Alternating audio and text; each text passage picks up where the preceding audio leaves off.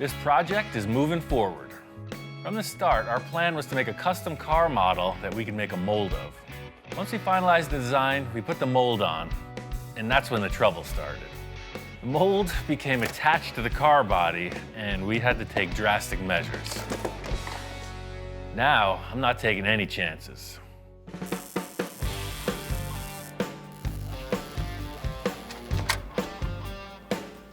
Ian, how you doing? Good, man. Still building. What the heck you doing now? I walk in today and Ian's got a structure on the structure. This is like earthquake-proof now. Well, I just didn't want it to flex, man. I put the mold back on and then build a structure on top of it to support and keep it in shape. I mean, this thing I could drive a truck over it, I bet.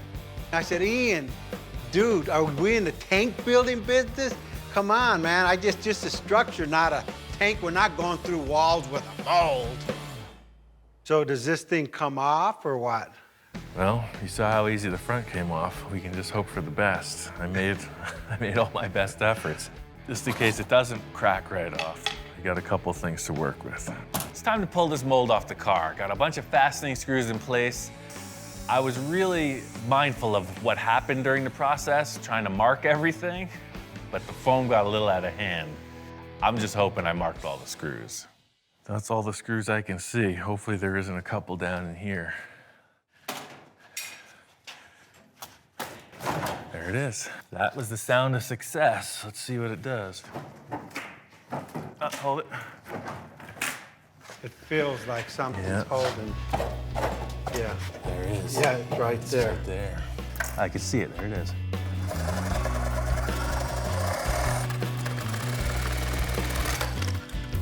See if I can scoot under there and take a look from there. I'll see the screw coming through. I'm worried about, is this thing gonna separate from the car without like tearing the car off? It's built that strong.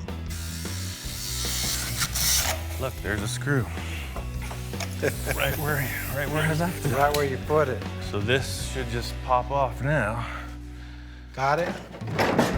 See? Man, it's Yeah. sturdy. Yeah. Look at that. This is what the whole thing's been leading to. You know, we remove the mold, we lay it on the ground, and this is what I was hoping to show to Victor. As crazy as this whole contraption looks, I've got two things. Not only am I making it rigid, but I'm creating a framework so that it's self-supporting and it lays flat on the ground so I can lay the fiberglass in really efficiently. Now I'm glad you did the overkill with all of the steel bracing, because now look, it's easy to move around. Yeah, the whole thing here is that is the mold. That's finished. We'll do a little cleanup on the stuff that's stuck to it, but there you go. That's ready to rock.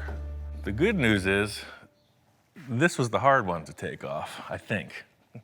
The other half was all built without ever being removed from the car, so hopefully that one pops off. There's no screws. There's 2 screws in that one, so that's the easy thing.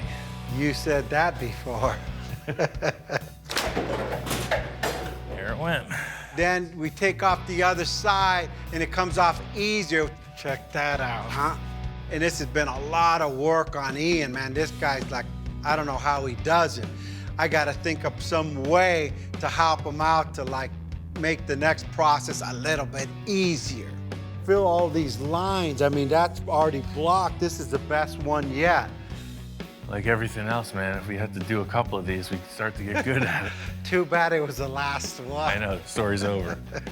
Now that my reinforcement idea works, I need to do it to the rest of the mold, and then we're on to the good part of the project. That's laying up the final car body. Getting ready to reinforce the mold on the front of the car. First part of the process is twice the release compound. Really thought about how the thing would detach. The next step is to screw the mold into the body to make sure that it doesn't flex. The next part is just basically smothering the thing in expanding foam. I felt like expanding foam was a really good backer because it covers a huge surface area. It ends up very rigid and extremely lightweight. All the screws are marked with blue tape. Pretty much all I'm going to do is I'm going to build a flat tabletop on top of this with steel tube. This whole steel web is just kind of encompassing. The one standard I need is a flat base plate for when this whole contraption flips over. It goes on the car basically upside down with all of these legs that attach it to the mold parts. This mold has to be perfectly rigid. The next step of the process is casting the end result car body. This whole structure really parallels myself in that it's super gnarly and ugly on the outside, but it's what's on the inside that counts. Silky smooth. Ian, how you doing? Good, man. This thing is ready for action. Man, this is like artwork, like Warhol stuff. Look at all the lines and stuff. Yeah. It's contrasted to the different elevations. Yeah, shoot, you're getting pretty good at that. Purely emotional. It's got a lot of feeling. All right, let's see how good you did this. Yeah, see, exactly. What a difference. Yeah, and then it'll flip over. Getting these molds off the car, laying them on the ground, you can see the structure is doing exactly what I had hoped.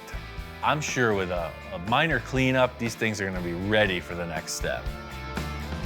I can't believe the effort that went into this. Way more time than I expected, man.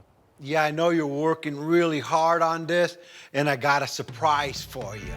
I got a buddy of mine that literally sprays, you know, the molds. Remember you saying chopper gun and stuff?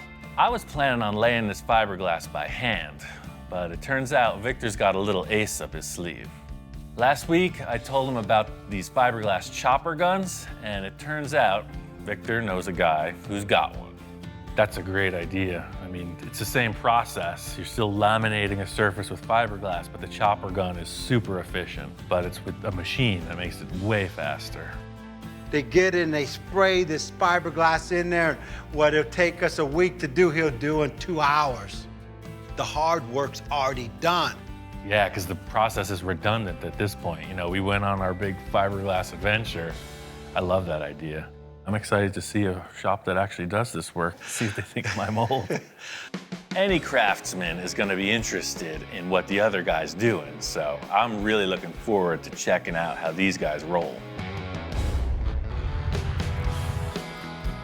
Here at California Art Products, Victor knows people.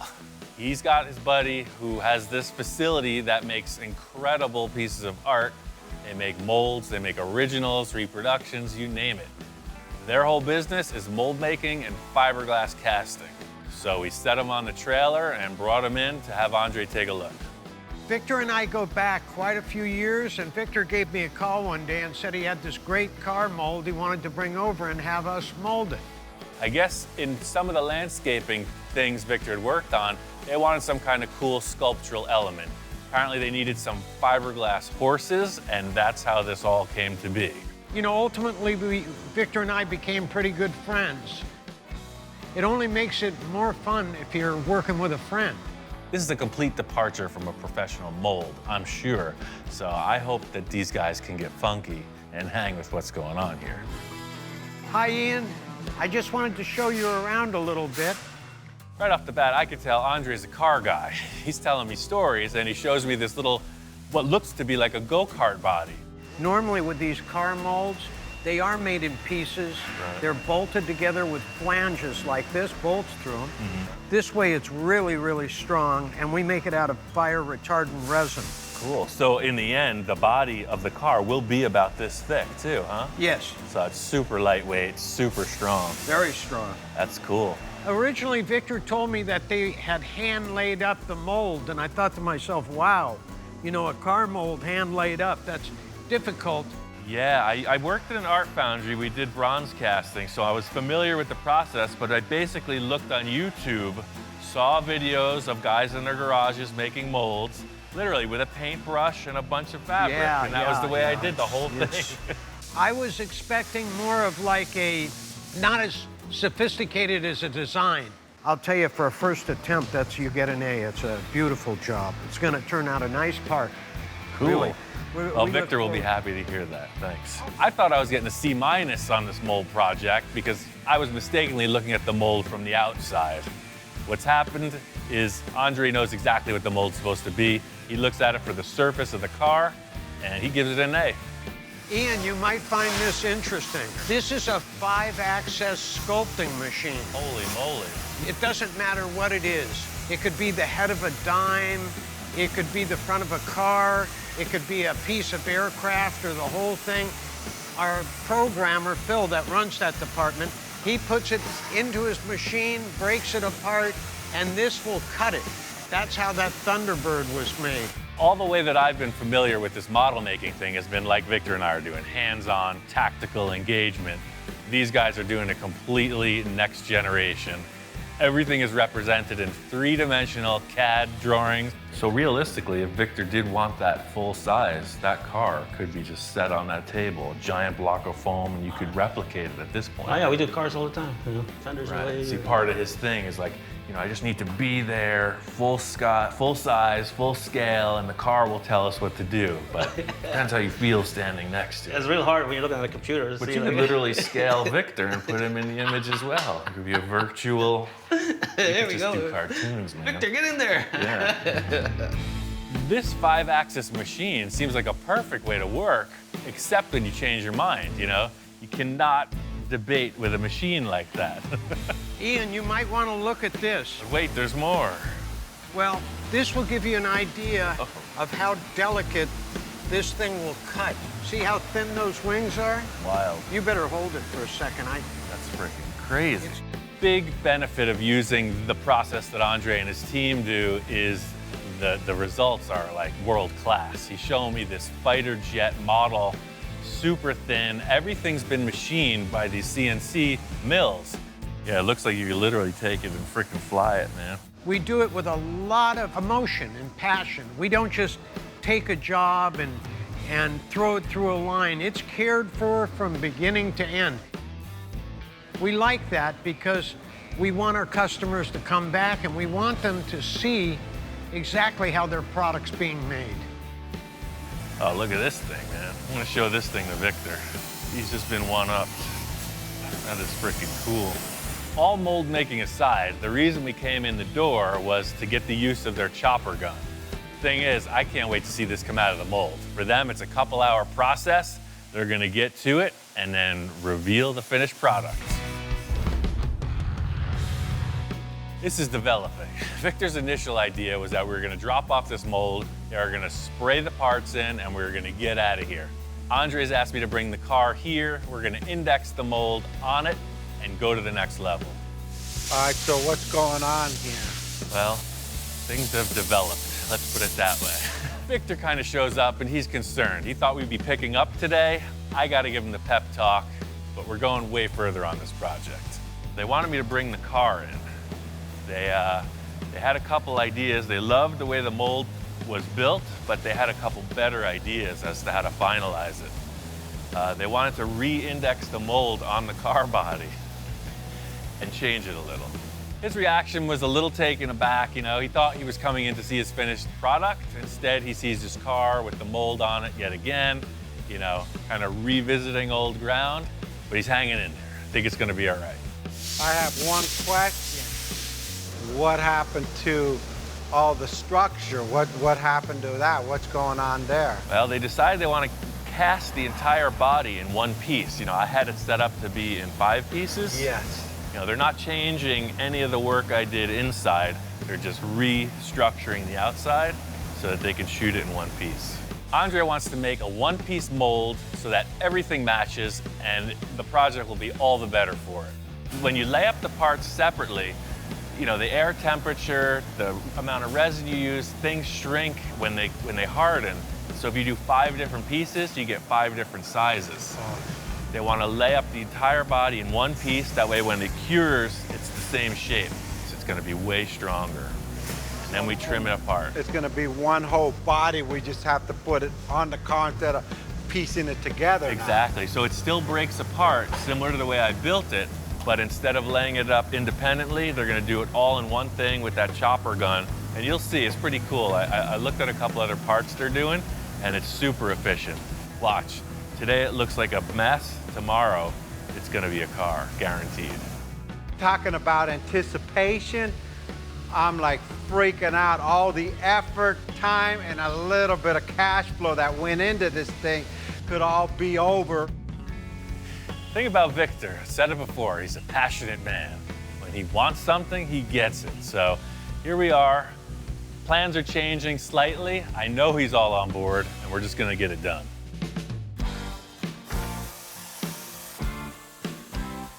My mold is just about there. There's a couple modifications, and we're jigging up a framework so that we can create a one-piece body. This entire assembly has to be turned upside down to do that.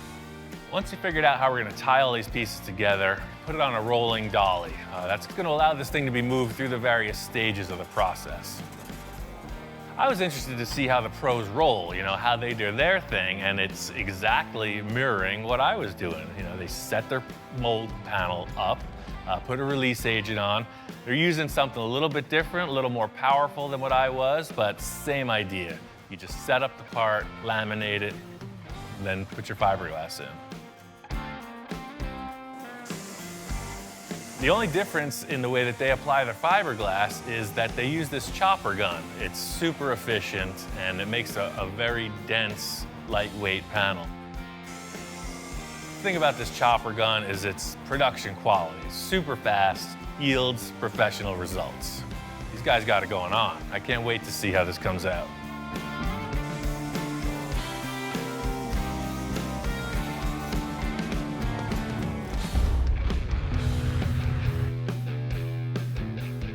Today's the day. We're gonna find out if that mold adventure pays off. Done everything I could preparatory-wise, and nothing to it but to try it out. It's the moment of truth. Walking in on this thing, I see this giant contraption. It's even uglier and more hodgepodge than anything I had even made. So it's nice to see these guys swing it a little. They're totally out of their element, and they're just rolling with it. So this is my best guess, man. All we have to do is see if this car is gonna come out of the mold.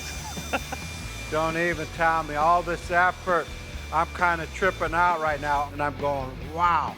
You know what? This is it. And he goes, hey, hopefully this thing works out. And I'm thinking in my mind, hopefully. But the moment of truth is when we see it, this gotta look exactly like the car we built, you know. I mean, worst case scenario, we've got a heck of a paperweight. Let's see, here goes. Cross your fingers. Shoot, me and Ian look at each other, said, let's see if these guys can release this thing. At this point, this is a total roll of the dice. It's a leap of faith. Will it release? Will we have to destroy the mold? Will it even come out? Hands off for me. I just left it to the professionals. What's amazing, it's pretty primitive, right? I thought they had this kind of machine that sucked it out of this thing. Hey, no more work than what you did. Yeah. Victor's all, oh yeah, I'm taking it to the professionals. You know, that's been his whole spiel this time. And he sees them doing the same thing we were doing, and he's a little bit taken aback. The edges peel off, but who knows if it's gonna release. Worst case, we can cut the mold apart and find the car in there, but I don't know. They're having some trouble, man. Otherwise, I mean, it's a great story, even if it doesn't work, right? It isn't a great story for me. Look, the pressure's on. I see these guys with pro bars, all this stuff. I'm going, man, these guys are gonna crack this thing. Oh, there it went. That's it, man. It's totally loose. Look at that. As soon as one part goes, the whole thing releases. It's like the straw that broke the camel's back. Wow, that's pretty crazy. Looks like these guys know what they're doing, man. That works. I didn't think it was gonna come out. Yeah, but what's it look like? Just because it released doesn't mean it looks good. I mean, it could be all freaky. I don't know. Please, have a positive attitude here, man. I'm like freaking because now's the moment of truth. We're gonna pop it out and actually see if it worked or not. Thing is, you can't just flip this over. It takes about 6 guys. So sure, it popped free from the mold. Everything looks cool, but it's upside down. It's hard to see everything while it's upside down, but what I can see, it's looking all right. It's exactly what we were hoping for, right? So far, it's looking pretty good. And what I could see from it here, all the lines and all the effort Ian put in making the mold, it's blocked. We don't have to do much body work. If everything lines up on top, I mean, that's the question. I'm gonna miss all the Bondo, your shirts and your socks. Yeah, no, there's no laundry in this one. It's pretty smooth. They tie these big straps on it, pull the forklift. I mean, that was the longest minute of my life. They turn the thing over and it's just like, hallelujah. Oh, it looks even cooler on the ground like it's supposed to be. Look how low the car is, dude. That's crazy. That's You know, a body. wow. It looks great. I mean, everything about it looks like a part should coming fresh out of the mold. You know what? I'm just trying to comprehend what we just achieved. You can't man. comprehend what we just achieved. It's awesome. So this is good. We're back to square one. So it's like we just found our project car. Let's get back to the lab and build a car. I'm still on shock that we pulled this off. It's pretty good. Pretty good first try, man. We might just have a knack for this car building thing. All in all, Victor's call on getting the car to this facility, having him do it with the chopper gun, is perfect scenario. You know, it's a small celebration, but seeing this body complete on the ground, the car had another angle. And I seen things that I didn't see before. So there's other things that we have to modify. Don't tell Ian. I'll freak the guy out. I'll wait about a week. I don't want to lose him while we're ahead.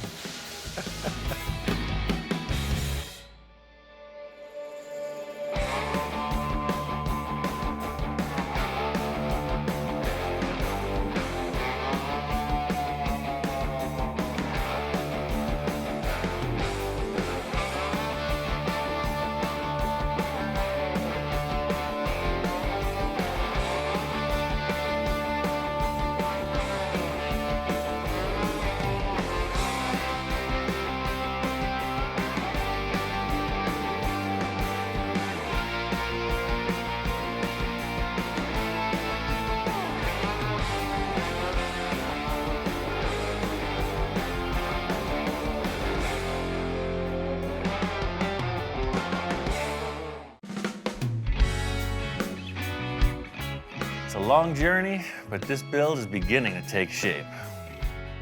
We started out with a Porsche chassis and a Sterling roof.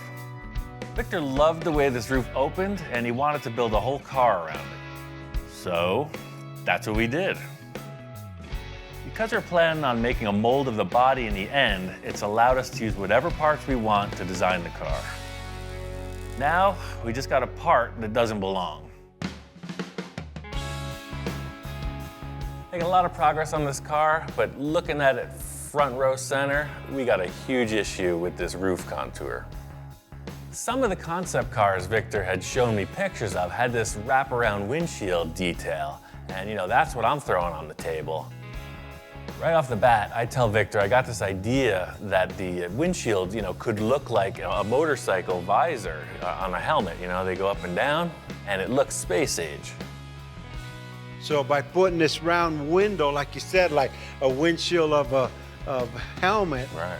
that will match this perfectly. Oh, Everything's curved, supercar, wrapped around window. The window comes up to get in and out, man. That would be like off the chart. So can you achieve that? Well, I don't even ask. My question is, When? when are you gonna do it? Well, I think first we'll have to make a paper template. Just like the rest of this car so far, we're going to build off of the Sterling body, create something new. Victor and I discussed the possibility of using another vehicle's windshield. I just don't see anything that looks like spaceship stuff, so we're gonna have to build it ourselves. The thing is, if the windshield is just one piece and it opens with the roof, that's super trick. You just don't see that on the street.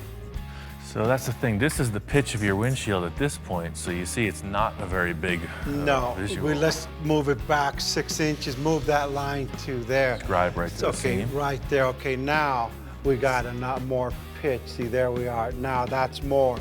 In the core, it's gonna come up. Just like the rest of the car, the Sterling is now just a template tool. So I'm laying up cardboard on it because I know it's even and symmetrical, and just seeing what kind of curve it'll offer. With this idea of this curved windshield, you know, a flat rooftop just isn't gonna look right. It's gonna look like somebody sawed the top of the car off, so it's gotta all contour together to complement the nose. Like you're saying, and you got your freaking rise. Yep, we got our little arc there. So I'm just gonna make an exact template of this window, and we'll flip it over to that side, so this curve that's coming up around the back will then turn around the exact opposite. I think Victor's main goal with this roof is to do something you just don't see. You know, he uses these words, these big words like iconic, timeless, supercar.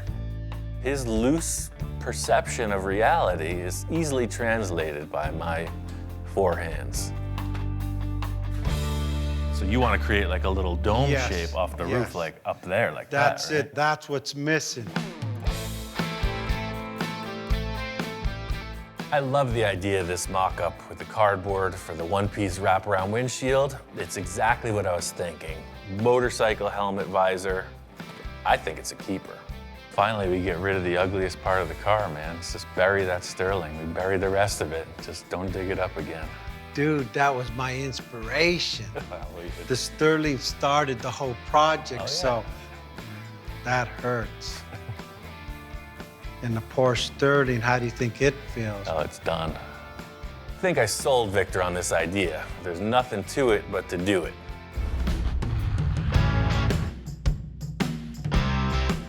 I sold Victor on this concept. All I have to do is accomplish it. So this is the template for the windshield, you know, this cool visor-like wraparound deal. The challenge here is getting this template into a good plastic template. It needs to be like a rainbow. Plan here is to get down with my bad self. I got some acrylic sheet. I'm gonna make a better template that should represent this windshield in its three-dimensional grandeur. The reason I'm using acrylic is because it's very representative of how any material that supports itself will curve. The potential to create a glass piece in the end is totally possible by forming this out with acrylic sheet. Like I was saying with the paper template, this acrylic template still needs to be refined. The main thing I was working with here was this surface and the wraparound to create the new roof. You can see here, all these mismatch in spaces is just the simple second time around on the template. All I'll have to do is just take a tape order and increase it by that much all the way around. But that's the thing. We had to know what the plastic was gonna do on the roof edge before we could build it.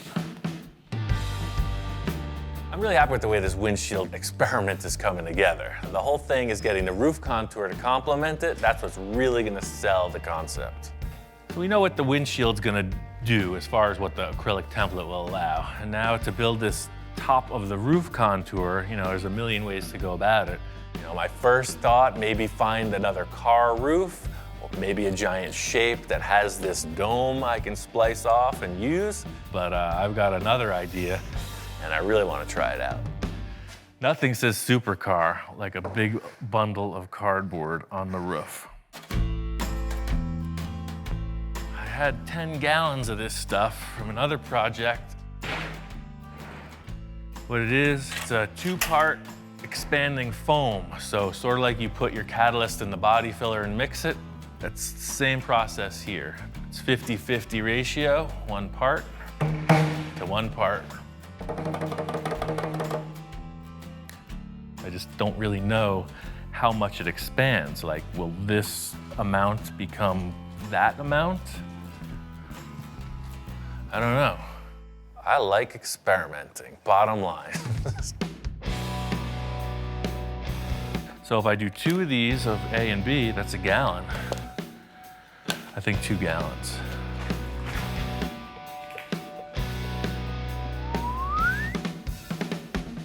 So that's 4 quarts of that.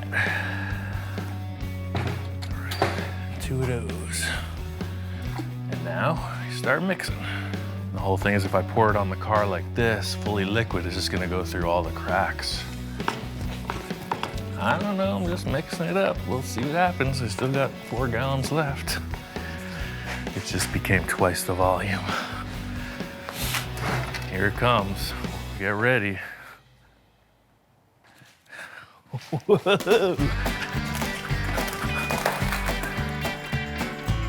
Wow, I didn't realize it was gonna be that fast. Wow, that was fast.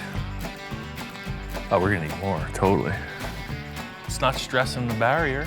It's growing just perfect. Uh-oh. We're about to experience a breach. It's still growing. The whole thing is, this is a huge challenge. It's the challenge of a lifetime, you know?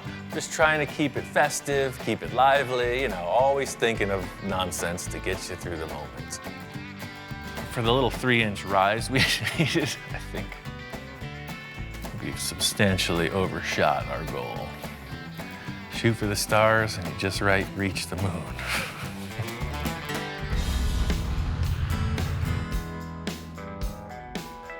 What we have here is a giant lump of expanding foam that is cured on the roof of this sports car. I think it's pretty clear the muffin is cooked. Definitely like one of those things you see coming out of the oven.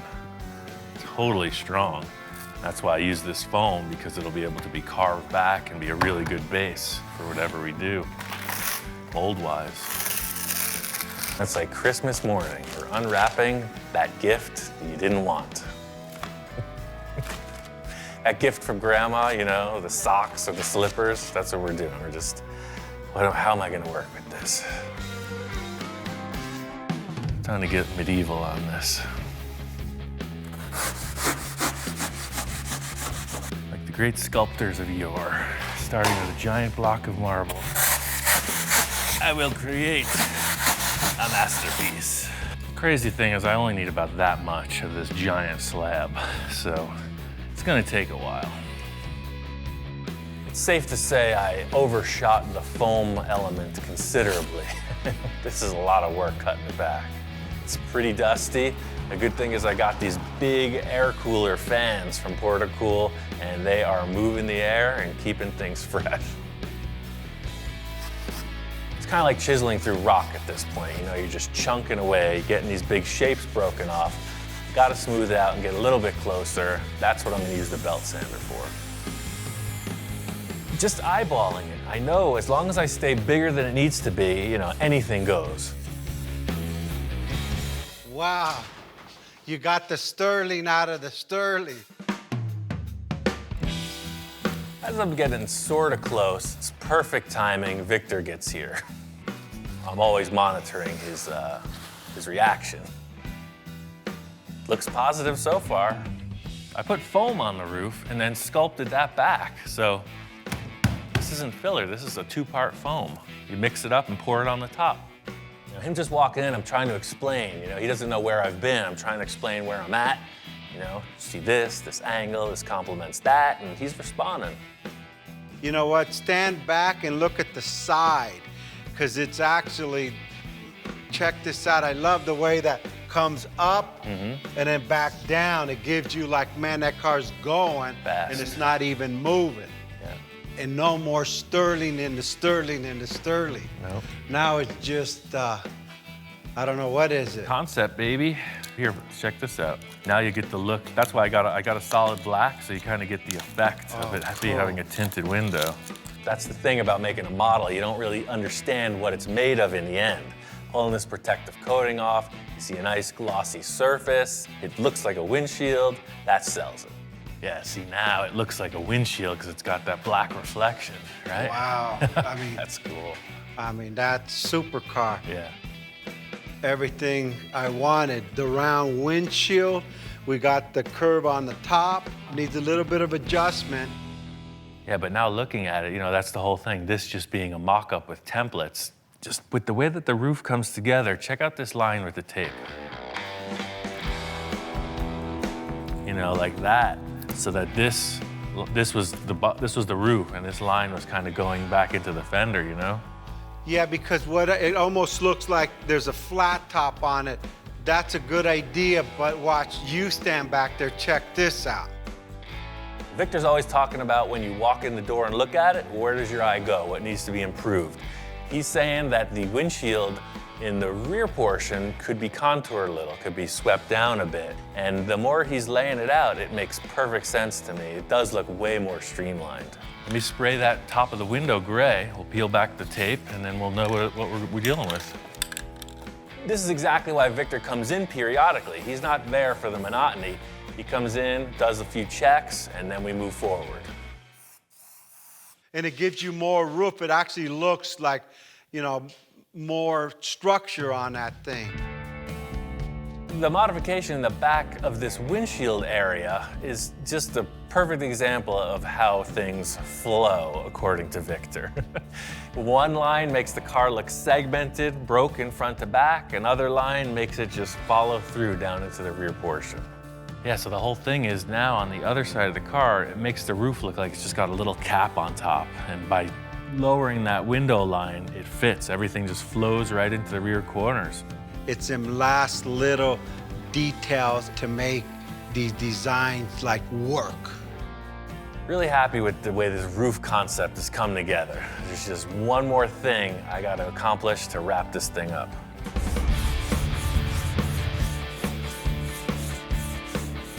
Finished the bodywork on this roof. I'm really happy with this. It completely negates the look of the Sterling, and it complements the nose perfectly. Victor's call with this line revision for the windshield nailed it. Definitely want to add some flavor to this cowl area of the car. I got a couple ideas. I'm just going to do something, and we'll see how it develops. From the start, you know, Victor's coming up with all these crazy concepts. You know, he wants this or that or the other thing, but he doesn't give much solid direction in the beginning stages, so that's my opportunity for artistic license. You know, I got an idea about the way it should look, and I'm just gonna build it out. At least we'll get somewhere. Victor wants to revise it. We're threatening to run away from home. It's a hobo stick with a bag thing. You going somewhere? I guess so. Beat it, kid.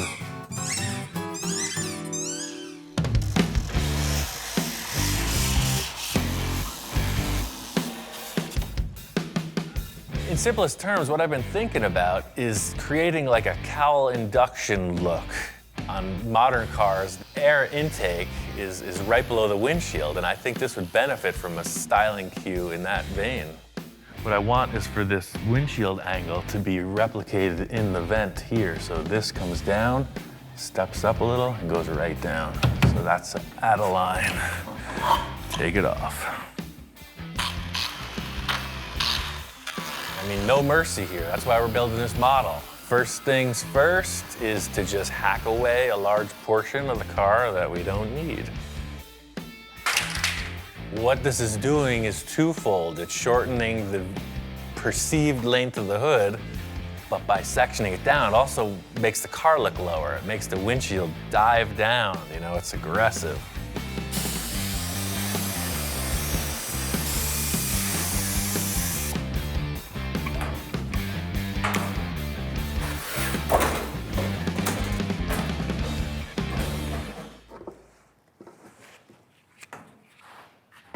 I mean, that vent shape, that's it. I love that. I just don't know what the client's gonna say. He's a little back and forth on things.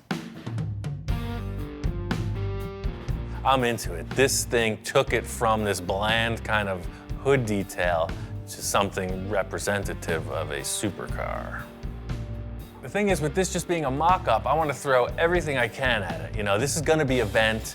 Just using this honeycomb mesh, which is laying around the yard, you know, what it's doing is just representing a grill, and that's what's gonna be here in the end, some type of vent. Sprayed it gray just to stand back and check it out, you know, matches the rest of the tone of what we're building. Looking at it, it kind of needs another element. What this thing needs is something to make it look more faster. It needs fins. Coming from the center, like that. Just like on the tail end piece. Check this out. Always thinking about how to tie this whole car together. We've got this awesome rear exhaust port look thing. It's got these fins on it. It looks rocket ship inspired, like it's flying or something. So hey, why not put some more fins on the car, you know? I want these fins coming out of that vent I just built. Same idea. This is one of the cutoffs from those things. I'm just gonna transfer that right onto that. Put these things in place and see if we got something.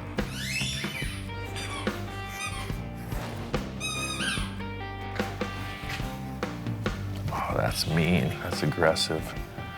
That is the flavor. The whole thing with this is design, you know? I did it before with this piece. We're holding session here. Can you just compose yourself for 2 more minutes? That's all I ask. As I was saying before I was so rudely interrupted, same process as I did with these. Cut it, router it, sand it down, put it on the car. Pretty simple.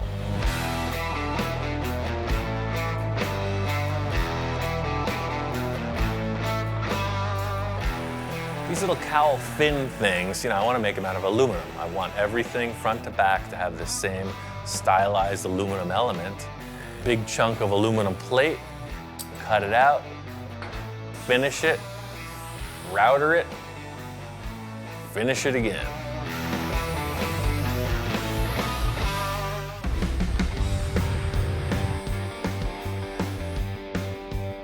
These little cowl fin things, you know, I want to make them out of aluminum. I want everything front to back to have the same stylized aluminum element.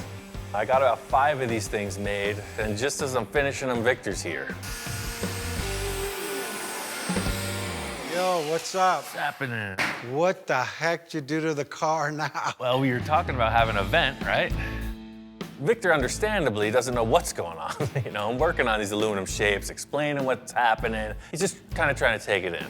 Well, it needed something. You know, to me, the hood was just looking too long, so I created this vent around the windshield. And what's this all about here? I don't think I want cardboard here. He's all questions at this point. You know, I'm trying to describe it. It's like, hold on, let me just put him on a car, show you what's up. So just like with these cardboard templates, you know, I made 5 of them, and we can space them out however you think is appropriate. You know, they're oversized. So, you know, something like this. That way it's like however we fit it out, you know, they look like they're jutting out of the vent, you know, aerodynamic. What do you think? Yeah, I really like that. That's like, it gives it another dimension. Look at now the Little car's jewelry, like yeah. flying without flying. I didn't want a spaceship. I just want a supercar. You gotta know I'm in the spaceship business, man. Victor really likes this shape that I cut out of the front. He loves the idea of these aluminum fins. He's just got a couple ideas about their final contour. At this point, it's simply trim and fit. You know, we're gonna make the taper on this double-sided instead of like the bullnose flat front, and it's very minimal. Same look, just a refined concept. Yeah, what a difference too. And by doing that, the air comes in through the, you know, the front of the grill out to the roof and over. It's like I could see this in a wind tunnel. All these refinements look really cool. Victor's totally on board with it, you know? Everything's really coming together. The big issue is there's a huge hole in the side of the car. There's nothing there. What's coming up could be the biggest challenge yet.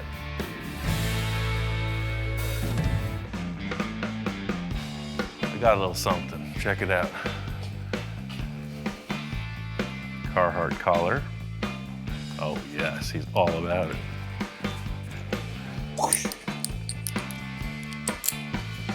Check that out. High fashion for dogs.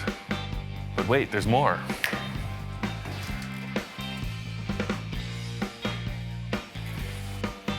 You know what that is, don't you? It smells like a fresh, new dog bed. What do you think about that? Oh yeah.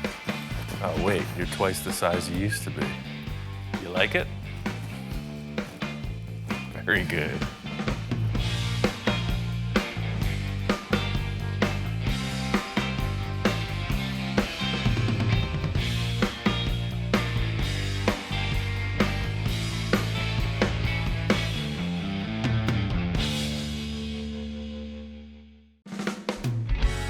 This build continues to evolve. When we started out, I wanted to do something I could really spend time on, something I had never tried before. And that's pretty much what I got. Building a custom body and mold over a Porsche chassis hasn't been quick or easy. But now we're getting to the point where we gotta commit and make it happen. It's time for the next phase of things. Got my friend, Hardcore Bob Gore. He's coming in to be the guinea pig. I mean, to help me experiment on this mold process. Oh, man. When I walked in, yeah, I was totally floored. He totally blew my mind when I saw what he had sitting there for me to work on. So, you know, Victor wanted a concept sports car. So this is where we're at with it. You're definitely on the right road there. Ian does classics and custom classic work and things that you would totally think of nostalgic, and it totally blew my mind seeing that, walk in and see that he's working on a supercar. Man, when you told me about it before and you sent me a couple pictures in the works, but this is this is beyond what I was thinking already. The whole thing with this is that this isn't the finished car. This isn't even the car we're building. We're gonna build a mold on this. Why are you building a mold instead of just making this the car? Seems like every time I just throw this term, we're making a mold on the car, people just are all question marks. Bob's the same thing. Like, what do you mean? It looks like a car right here I'm looking at. And I'm saying, no, this is just a sculpture. It's about 5 inches thick. I was gonna say, it feels pretty solid. Yeah. And I'm creating a shell on top of it that is a negative image of the sculpture. Then you create another sculpture, the mold, and you get your finished product. By not creating a finished piece, by doing it more like a sculpture, we're able to change aspects of it. And in the end, the mold will give us a really lightweight finished body. But this thing has to weigh 3,000 pounds as it is, just the body. We started going over why he was doing what he was doing. And the thing that came to mind was, hey, we're doing this for Victor. And Victor is a master of change and improvement. I never would have thought of making a mold out of it. I would have just made the first initial car, and said, there it is. Yeah, that's the thing. It looks good now, but the kicker is I've never built a mold this big. So that's why you're here. Guinea pig. I can blame it on you if it doesn't work. Right. That's Okay. the ball guy. I got a test piece over here, so we're just gonna make a mold on that. If that works, we're gonna make a mold of the whole car. Everything I've done so far has been in order to get to this mold process. So this is like the critical moment. I think we should do a practice on this Mustang hood because all these contours, if we can get it to release off that, I don't see anything with this amount of draft on that car. The first step here for me is to just examine the process, just test it out on something that doesn't have a lot of draft. In other words, not a lot of negative space that the mold can hook onto. So I've got this car hood and I think it represents a good amount of detail, nothing more dramatic than the shape we have. The worst case scenario is that we glue this mold to the car and we can't break it off. You ruin the whole car. You mean you could actually stick the mold to the vehicle itself, to the model? And that would be a disaster. Imagine we build this huge fiberglass structure and it's glued shut.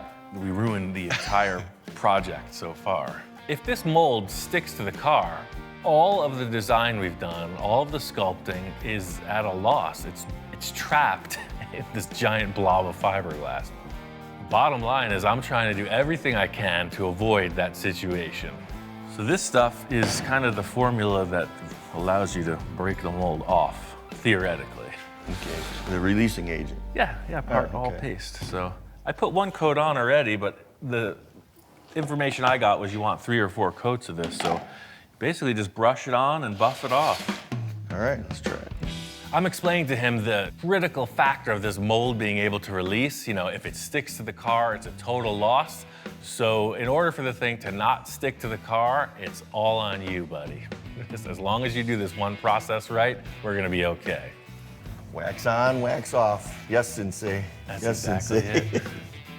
And the true joy of being in this managerial position at this point is that I get to stand back and watch the show for a minute. You know, I'm usually the guy thrashing, sweating it. I got the agent on there. What happens if I didn't get it on there the right way? I don't know. That's your job. Through this whole thing, Bob is super concerned. You know, he's taking this to heart like it's his reputation on the line if it fails. Bob's got this covered, I'm sure. Just have a little lunch break, watch the process. Can I have a bite of that sandwich, man? No, sir. After the release agent's in place, the only different aspect of the fiberglass process is putting this layer of gel coat. What the gel coat does is creates a nice smooth black surface. It basically keeps the fibers in the fiberglass off of the surface of the finished mold piece. What I'm gonna do is just pre-cut all this fiberglass, because as soon as that starts set and 3 coats of that, we're gonna just layer this right on top. It's all the same material. Usually when I come in, I get to watch Ian do his thing and then add my twist to it or whatever I have to offer to it. I didn't expect to be put on the hot seat and say, here, if this doesn't work, it's on you, Bob. This is looking good. You're hired. The resin sets up pretty quick. You know, here we are 25, 30 minutes later, and it's hard. It seems like we could pop it off. Wow, it works. At this stage, I'm 50-50. I have no idea. Just in putting this wax on the surface, what do I know? That's just what they told me to do. I've never tried this. Thing is, I'm just working the edges. You know, you got to start somewhere. So I don't know if we're going to crack this or break it. We're just working the edges, trying to get something to release. Holy moly. Yeah, baby. Look at that. Oh, man. Totally worked. As soon as there was enough pressure, it just released. It's about Victory. staying good. Victory. Bob was here specifically for this. If it went wrong, I could blame it on him. He's got to hit the road. It's all smiles. You know, setting it on the car, checking it out. It's like, okay, we're going to do this to the entire vehicle. What we just did is just a drop in the bucket. This project has required a huge amount of body work. Every line on the body has been created by hand. So Victor's guys are helping out on the side. Hector and Javier, ace body guys. They've been with Victor for years, and they're here on the team now. Ian, how you doing? Down to the wire, man. We've been sanding and sanding and sanding. Looking pretty awesome, man. Victor hasn't been here for a minute, and the 3 of us have been hammering on this thing. There's a lot of dust in the room. Stuff's been happening. It's the thing, without these 2 guys, it wouldn't have happened this quick, man. Man, you're on. How you guys doing, man? You've been working out. That's I it. thought you were the guy that doesn't sleep, and you got my guys that are working 24/7. I'm the manager now. Accept Hey, that, man. it's I get the about time, management. man. I'm glad. Victor's responding to all the block sanding. He knows what it takes to make a straight car. It's looking good. What I really wanted to show him was this mold experiment we just pulled off and how that's going to transfer to the next step in the process. Well, we got this hood here. It was just laying outside. Where'd you get this at? This is the mold. This is the whole process. You did this? Yeah, we did this yesterday. You're kidding. So I just had this old fiberglass hood, and you know, this was made in a mold, so we made a mold on it. And what we learned was, you know, obviously the gloss paint really helps with the release. See how smooth it is? I see. But what we learned too, see, it took some of the car with it. See this here? Yes. This was scratched in the hood, and of course, when you make a mold, you get a perfect scratch in reverse. That's pretty awesome. He's definitely relieved. You know, there's kind of been this like gray area on the end finish here, and showing him this mold, he is all charged up. The nicer the masterpiece is, the better the mold is. So instead of body work in the mold, we'll just get that perfect, paint it, and then do the work on the mold. Once we make the mold, it's permanent. The only question is, what are you gonna change now? Well, that's the question. You know me. It's your last chance. Yeah. I'm all amped up to get on with this, you know. I've got my salesman suit on, and I'm telling Victor, now's the time, man. It's gonna happen. If there's anything you need to change, speak now or forever hold your peace. All right, well, let me give it one last look then. Victor's sweating it, you know. He's a man who loves to modify stuff, and he's taking it to heart, you know. It's like the guy at his wedding, and he's not 100% sure. It's like, dude, is it yes or is it no? You know what, Ian? I'm committed. Let's go for it. No more changes. I'm done. Praise the Lord. The debate is over. Victor said he commits.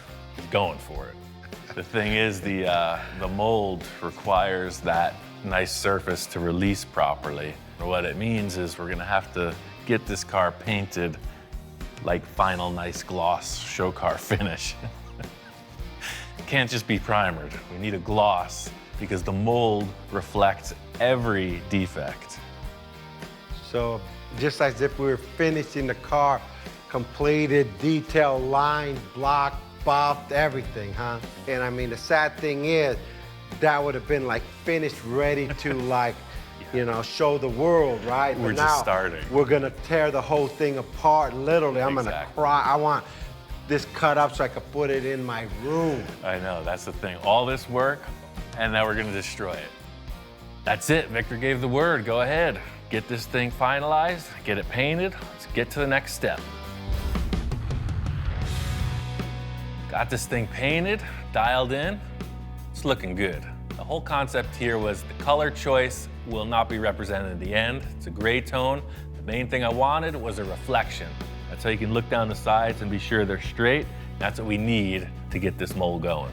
This thing is really shaped up. You know, all that block sanding totally pays off when you get a clear coat on it. It's time to get on with making this mold. First things first, I want to get the car up in the air, stable-like, because I'm gonna have to do a lot of work and underneath and around the fender wells and stuff. I got these quick jacks. They'll lift the car almost 2 feet. Really cool. I don't like to have a lift in the shop, but they always seem to be in the way.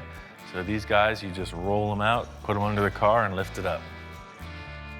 It's just like anything else. You work in as comfortable a position as you can. I'm gonna have to do a bunch of stuff up in the fender wells, under the rocker panels. So in other words, it's not so high up, I can't reach the roof. There's no pillar in the way you'd see with a standard vehicle lift. Full 360 access, about 1.5 feet off the floor. It's perfect for what I need. I think a typical car mold is built in like 7 or 8 pieces. I think we can get away with a 5-piece mold. In other words, the hood will split in half, left and right. The roof and door sections will be 1 piece, and then the right and left rear quarter panel will pop off independently. This is an exciting part for me because the whole build has led up to this moment. Instant wheel arch. The whole thing with the parting line is the mold has to separate. When you reassemble the parts, you want to be sure that they don't shift because otherwise you're going to have a big step in the surface. So my simplified keyway is using this board. It's a door jamb with ridges. So you have this series of ridges and then they index every time. In other words, it's not going to move up and down because it's keyed. The first step of the process is exactly like what you saw on the mock-up with Bob. Just going to put this release agent on. The one difference is this time it absolutely counts. Hey, what's up? Oh, what is this, Fashion Week? Come here. Shop inspector's here just for one quick glimpse at the magic. You know, he knows this is not the standard procedure. He's very concerned, so it's a toxic environment. Bottom line is I am going for this solo, unsupervised, no inspection, no quality control, anything could happen. Later, Wonder Mutt, it's been real. After the release agent dries up, first step is gel coat 3 times. 3 layers of gel coat, that helps keep the fiberglass fiber off of the surface. Gel coat is on, now 3 layers of this. So I'm cutting up fiberglass mat now. It's gonna be 3 layers. First layer I'm starting with is super thin. I noticed with that other test, these heavier panels were having trouble molding into the contours, and I want to be sure that it lays down. So the first layer is ultra light. The thing I'm responding to is how much effort this takes, you know. I've heard about hand-laid parts, how they're kind of superior and that they're a really perfect fit up. The thing I had no idea was how much material is used. This is 1/5 of the mold, and it's just taking a ton of product. It's gonna get real ugly before it gets better.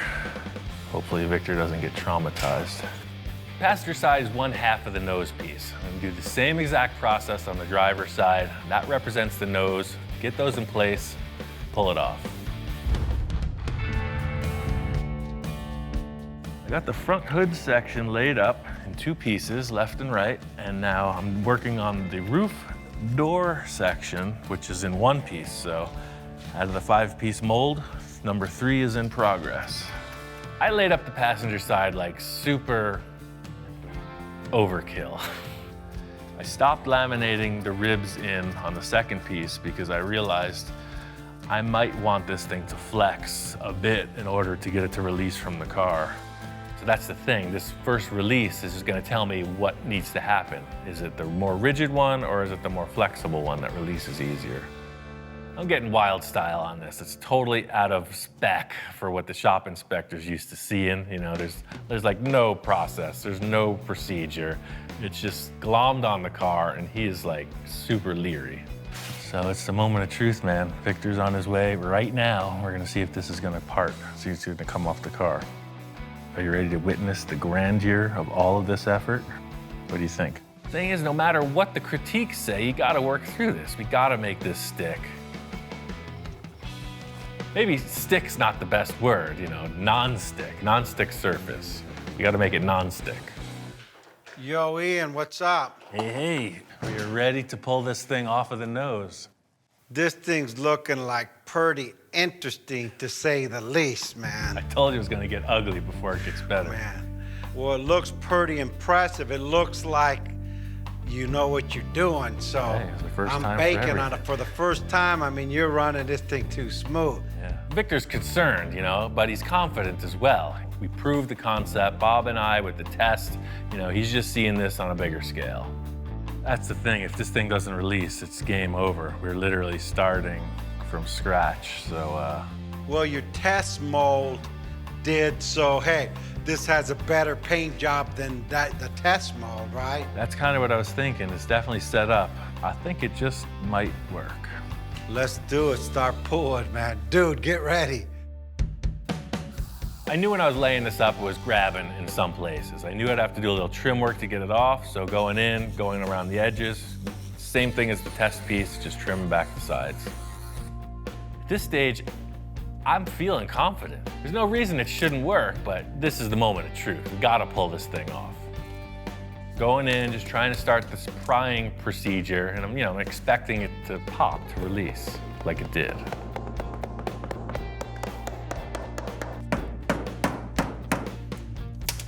I don't know, dude, it's just not releasing.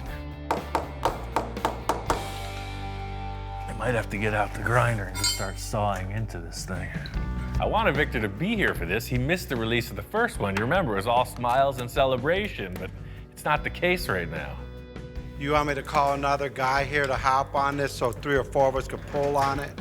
Victor's not a guy who's known for his patience, you know? He's like, problem, remedy it. He wants to call in some help. Javi, could you come over to Ian's shop? Okay, yeah. All right, bye. I have no idea what's going on in there. I've never built a mold before. Javi, how you doing? That's perfect.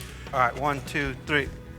Victor's totally results oriented, so he's there, oh, pry a little, pry harder, let's get it. Oh, see. It's cracking the mold. Hold on. Something's trapping it here. One thing I was thinking from the start, these vents, they do have draft, they do have a bit of undercut. I'm thinking, quick solution is to cut that area out. We can always patch it in later. Oh, yeah. I think that was keying Yeah. it in. Thing is, I trimmed this out and it's still stuck. It doesn't make sense. We have a perfectly smooth, polished surface. What's it stuck to? We got the mold on the car and it's not releasing. This is not good. We're at the risk of losing everything we've worked for. We gotta get this thing off. Yeah, that side's coming up. It's just in here. Oh, did you hear that? Yeah, There it see. went, the whole thing came All up. right, let's, on the count of 3, all of us, I guess. 1, 2. There it is. When it released, it's like, oh, perfect. It's exactly what we were hoping for, a half hour ago. It was glued itself to the paint. How weird. We will pick it up and we look back at the car and I see the paint has totally delaminated. I mean, it's a mess. The only thing I'm thinking is the paint not being cured up, it became like a glue. I guess the heat from the resin kind of caused it to become liquid again, and some of it went with the mold, some of it stayed with the car, so it was literally, that was the lock. It was a freaking suction cup. And look, it's not even stuck to the mold. It just came along for the ride. So the mold is in perfect shape. Getting this one piece released, the alarm bells start to go off. This is a problem over the whole car. This isn't unique to this panel. Let's break everything right now. Second piece comes off. You know, I'm multifaceted, back in the salesman's role, and I'm like, no, don't look over there. This is what you're looking at, and the mold is good. Piece of cake. Might not be the prettiest, but hey, I know we got what we needed out of this. I think we made it. It was a little sloppy. We got it. Next, we got to get the roof section off, but it's as stuck as the rest. There it is. All right. Getting the roof off was a huge thing. Now I just want to work through the rest of the car. My idea with the mold being in 5 pieces, 3 in the front come off independently. I just want to get to these rear portions. This is the biggest panel in the car. These 2 rear quarters, they go literally from the rear license plate right up to the front tire. I hope it releases. Thing is, I'm in the thick of it, literally. I thought it was gonna be, oh, we put it on and we take it off, and that's not the case. This is a stumbling, messy dance. All right, that's the way it's supposed to work. We're getting results. We're not out of the woods yet. I just got one more rear panel to go, and then we can see if this mold is actually gonna work.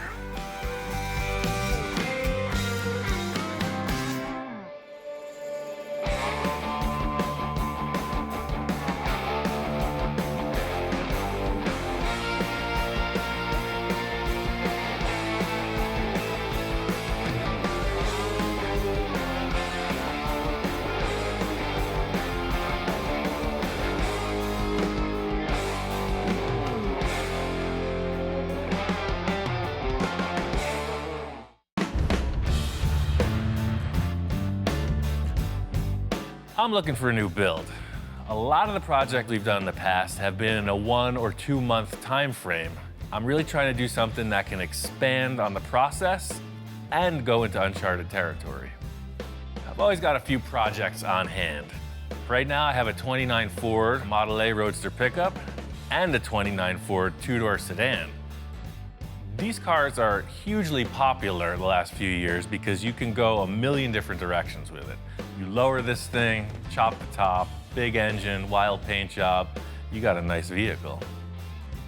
This Roadster pickup was gonna be a bit more of a conservative project. I've got 4 full fenders, hood, grille, and I was hoping to make a removable hardtop roof. It's like a giant go-kart. If you've driven one, you know, they're super fun. This one's set up kind of highboy style. I was thinking maybe full fendered, something a little bit more adult looking. For me, I like the crazy stuff, something that's really going to challenge me. So I've got a few hot rod projects, I got a couple other ideas, but I really just want to see what a few of my friends have going on also.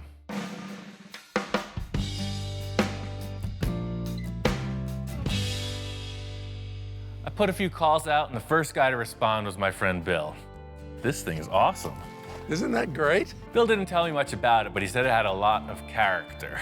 And sure enough, pulling in the driveway, you're facing this ominous front grille. What's not to like about big trucks?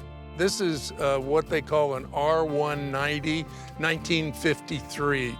I saw it at a truck show, and I loved it. I had to have it. And it's all original inside? It's very original.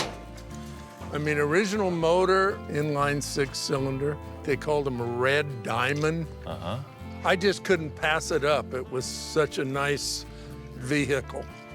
And of course, you can do your magic with it. When you think big rig, you think tandem axles in the rear, just this big giant thing. But this truck has got like a giant pickup truck look. It's got a short wheelbase, but it has all the heavy duty stuff. And the winch That is awesome. is a hydraulic PTO-driven winch. Big chain off of the freaking drivetrain.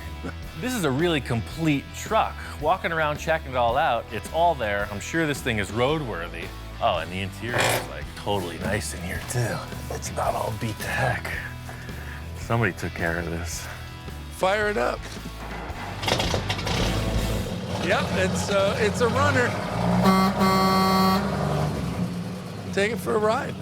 The whole thing about a big truck like this is you never know how it's gonna drive. So immediately stepping on the clutch, everything's smooth, it shifts really nice. It's got an air horn. I mean, come on, what's not to like about this? This truck is definitely an option. You can tell it's got a lot of potential. Pretty darn nice. I don't know, man. Test drive is kind of the temptation. Well, don't have to worry about this, because you know me, I don't get rid of anything. Unless I I just take keep it, unless you raise your hand. Next guy on my list was my friend Jack. He does all the upholstery for me, and unfortunately, he's got the car thing also. He says he's got projects galore. Hey, Jack. Ian, how you doing? I'm ready for a new project. What do you got? Well, I got a few items here. No, I've been I looking got this at 65 Rivy. Uh-huh. It's been sitting here for a while. Yeah, I love these cars. Jack is one of my clients that is not afraid to do the radical stuff. We proved that with his last project. I knew he had this Riviera. The sky's the limit with these cars. And we put a LS1 in it. Oh, cool. And I rolled the pan on the bottom here. I was just kind of making it a mild custom. It's got a great line. Especially, I love the rear quarter panels and the way the C-pillars come into them. He says this one's game. He's ready to rock on it, so we'll check it out and see what he's got. And 54 Chevy. Two-door hardtop. Right on. And I also have a Ranchero down there. Oh. 57 Rancheroo. I've got 3 projects. Right. And no, I don't have enough time. So if you want to take one of these and do it, it'd be fine. Well, I've got a lot of ideas for this and that Riviera for sure.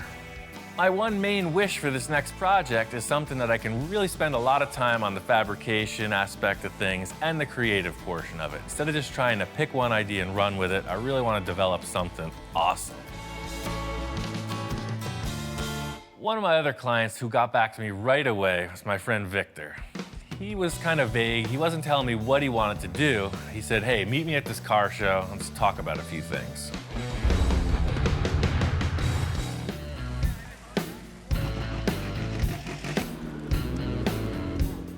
I was searching around for clients who wanted to do a new project.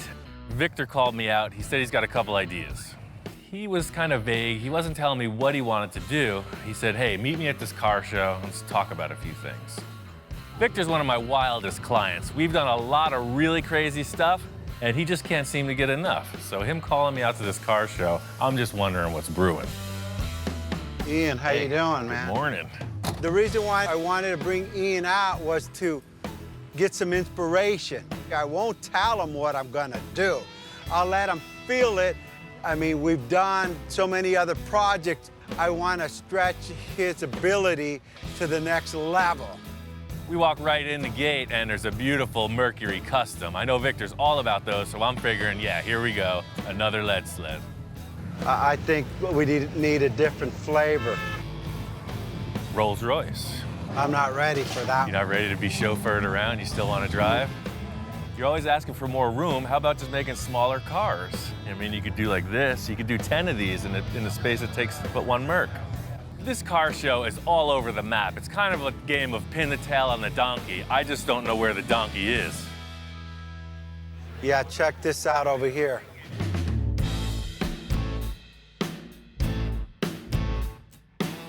These things are crazy, man. I've seen them, but I've never really paid much attention to it. But the more you're pointing them out, it's pretty amazing. Look at the way the fender line, and then you have the huge negative cavity where the air intake is. And as we started talking, everything fell in line. He started to become impressed with all these supercars. Hey, look at these vents. Hey, look at this. Look at the engines. Look at the way they flow. No, now I'm starting to get the idea of what you're talking about. All these styling elements will somehow translate it into that Volkswagen over there. It's perfect. This is what I'm talking about. It's your classic VW. And if you want to do some kind of an awesome styling exercise, the Volkswagen platform is ideal for that. And the engine, I mean, listen to it. It's got that iconic sound. Yeah, no, that is, but I'm out. I'm all on board, and Victor's like, no, that's not what I'm thinking. It's punk rock, man. I'm out. That's my flavor. I want that stealth.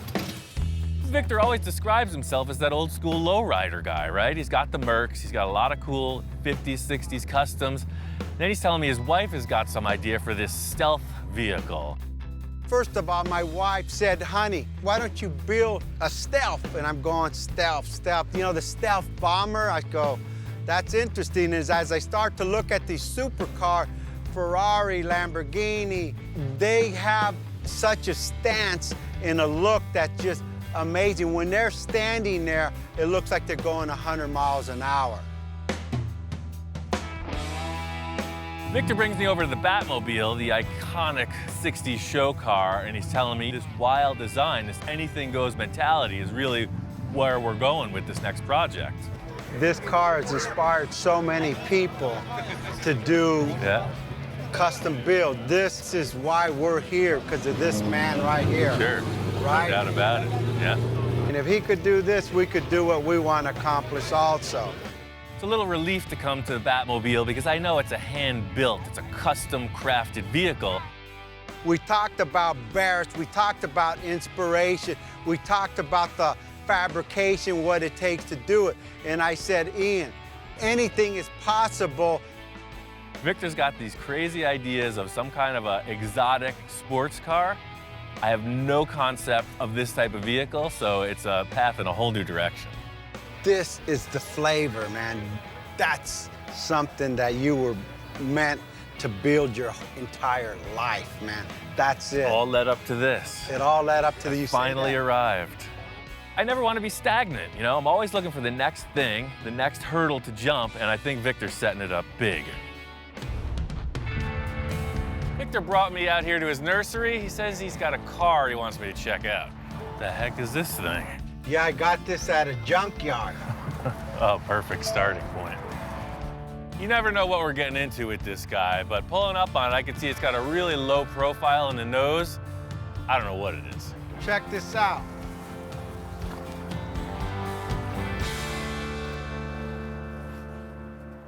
What the heck is this, a Sterling? I don't know nothing. They just delivered it. They were gonna crush this thing. I said, no, no, no. This is our starting point.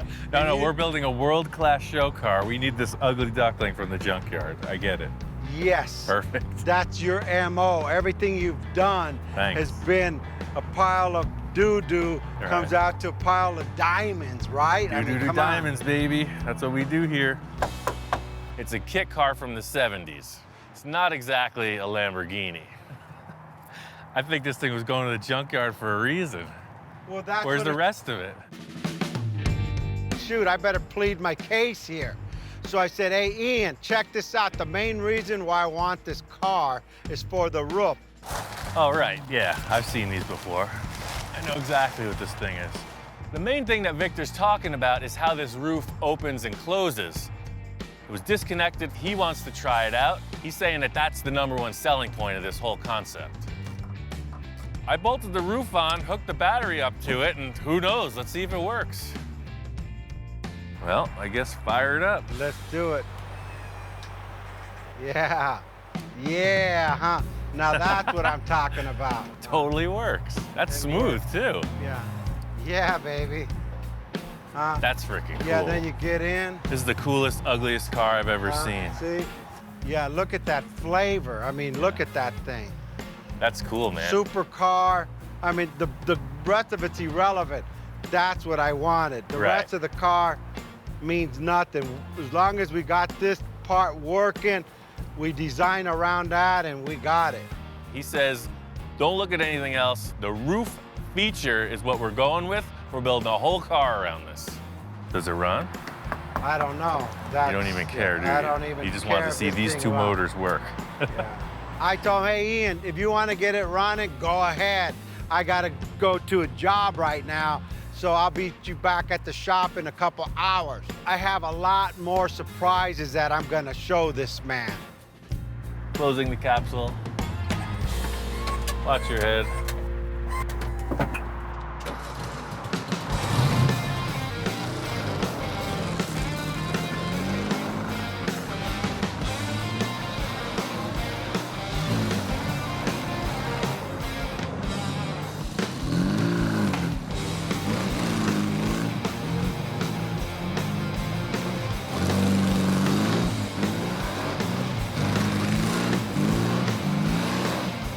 moves around pretty good, but supercar it is not. I can't wait to get it back to Victor and see what he's got planned. I'm really not sure where Victor's going with this whole concept, but he's happy with the way the roof functions. You know, I just wanted to get it to his shop and discuss it further, find out what's really happening. Hey, Ian, you beat me back to the shop, Dude, man. I got this thing running. I drove it all the way here. Everything about it works. The roof opens. It's all about just changing the look of this thing. I'm glad to see you got it running, but I'm not really concerned with that. Let me show you what I'm thinking. Remember, I don't want a kit car, and I don't want a Sterling, and I don't want a Volkswagen. I don't like anything in the front end of this thing. Nothing. Me either. We're looking at the front of the car, and he's like, I don't like any of it. We're gonna delete this. He comes around to the back. He says, I don't like any of it. We're gonna delete that. He's looking at the sides. We're gonna get rid of most of this, and we're gonna enhance everything, which is a pretty vague description. I hear you, man. All we gotta do is change everything. Typical story.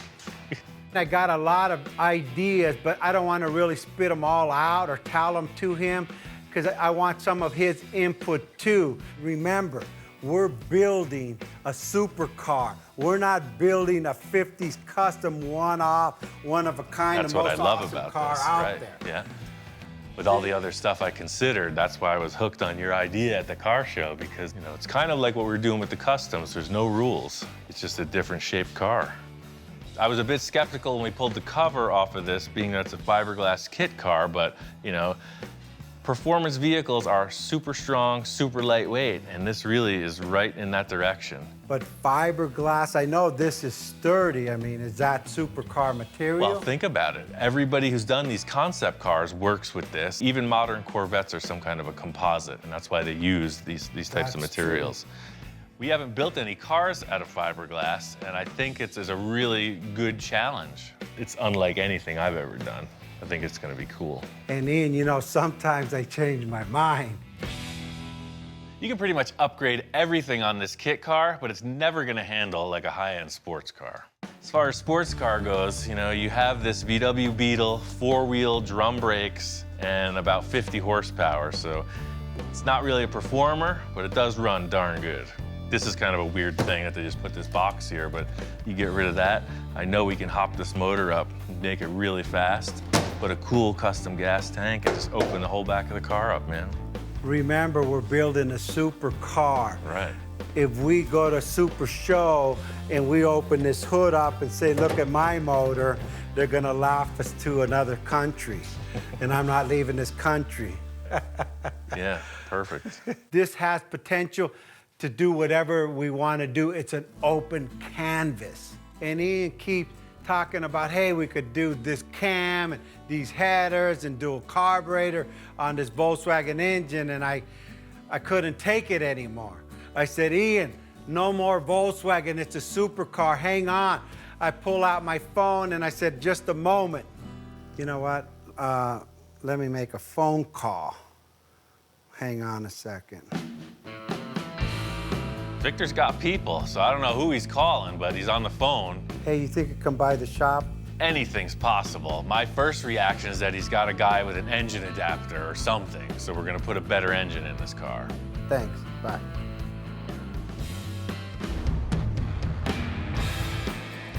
Check this out. Wow.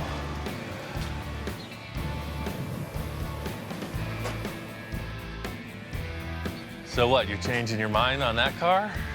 You gonna do this instead? No. This is the donor car. What?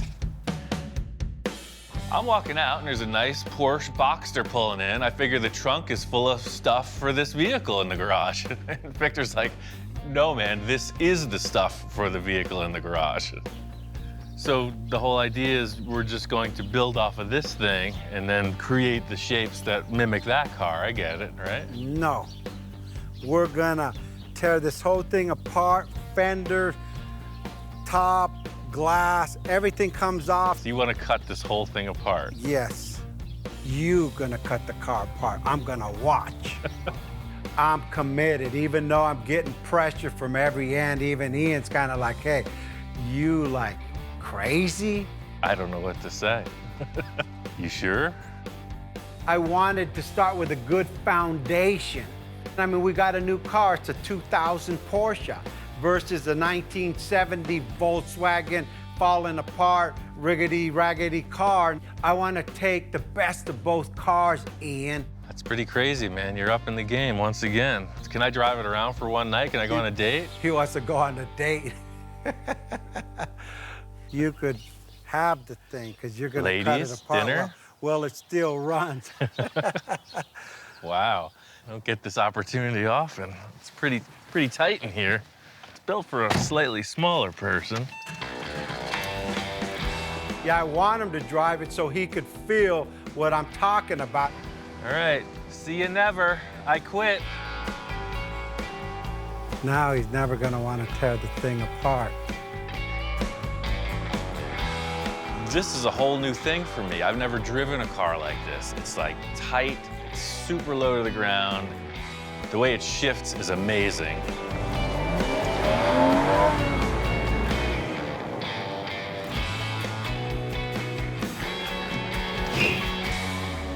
Man, this thing is fun.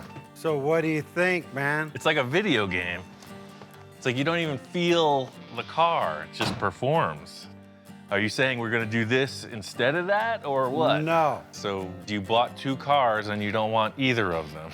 You can Yes. try to make something you do I don't want a Porsche, and I don't want a Sterling Volkswagen. I see the potential in both of these. I mean, there's good and bad in each of them. You know, it's just like, I thought we were building a piece of junky car there, and then you show up with this thing, so I'm a little confused. Okay, I'm confused too, but our goal is to put this car on this car and take this car apart and build ourselves a supercar that doesn't exist. I've heard statements, I went looking for trouble, and boy, did I find it. I think with all the clients I've entertained, you know, Victor's always the guy who comes back like a whip crack with the thing I was hoping to never figure out, but now have to. We built things that didn't even exist. Hey, you even made me furniture. Yeah. So why can't you make that into this and this into that, or vice versa, or up and down all around? Does that clarify it, or do you want Perfect. plans now? Crystal clear. Yeah, it's perfect. The main thing I'm understanding in Victor's mission statement here is that he wants it to act like a Porsche, have the flavor of some kind of a Sterling sports car roof opening thing, and be completely unique and world class and the best thing anyone's ever seen. So it's a pretty short order. I think we should handle this perfectly. I think it's gonna be okay.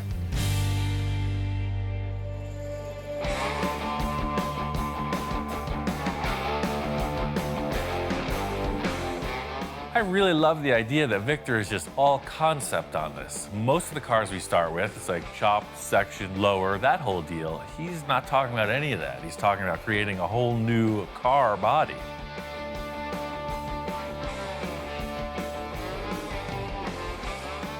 You know, I'm stuck in the 50s concept, mercury cut, chop, bubble, all this. And now, you know, because of my wife, she brought it up. Can you build a stealth car? You guys could build everything out, and you brag that you and Ian can achieve anything. Why don't you build a stealth car? And I said, holy moly, here it goes.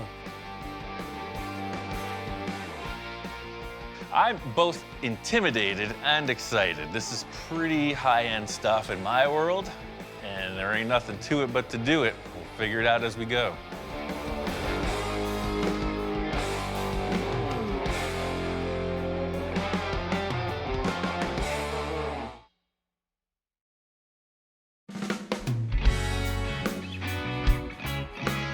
This whole project started because I was looking to do something that I had never done before. And this project has evolved into something a little more than that.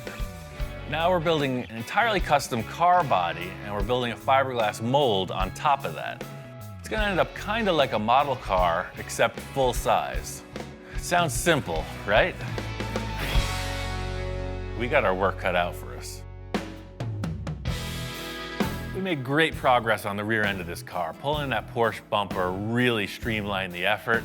Coming around to the front end of the car, there's absolutely nothing there. I've never built a car like this. We're doing it kind of piece by piece, but in the end, the car has to look like it was a solid design from the beginning. What really set the pace for the look in the back was just starting off with something, you know, some shape to represent the flavor. I'm really hoping we can get some kind of shape that ties this front end to the back. Victor asked me to meet him in his yard. He said he's got some ideas set up. Let's see what we could find. I had the guys just put all like the fenders and the bumpers together. Oh, I see. Look around and pick what you think we could use, and let's start from there. I called Ian to come out to look at my scrap yard to see what we could use for the fenders. Before I go out buying something, I figured, hey, I know I got something laying around. Walking around Victor's yard, I know what to expect. It's not exactly a scrapyard full of exotics. Check it out, you recognize these? So we're walking through, and the first thing he points to is instantly recognizable. It's a Volkswagen fender. The VW, you know, I don't know. It's got a weird vibe on this product. I don't know what this is, but we don't put it like this. You kick it up and bulge it upward. You know, it looks kind of small. Yeah, and all these freaking 40s fenders. They're Zephyrs. They got the shape, but they're just way too big. A modern thing like this would definitely work better. I told Victor we could use any body panels we want, but they actually have to be the right contour, the right panels, so we can achieve the design we're looking for. I got some other stuff in the corner there. Let's see what we got there. I've acquired 25 years worth of stuff. My wife calls it junk. I call it treasures.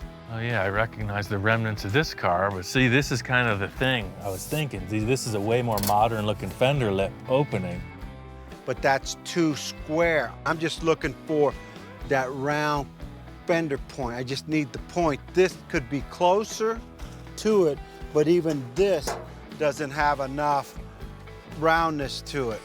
You know, I know these parts are pretty rough. I mean, like really rough.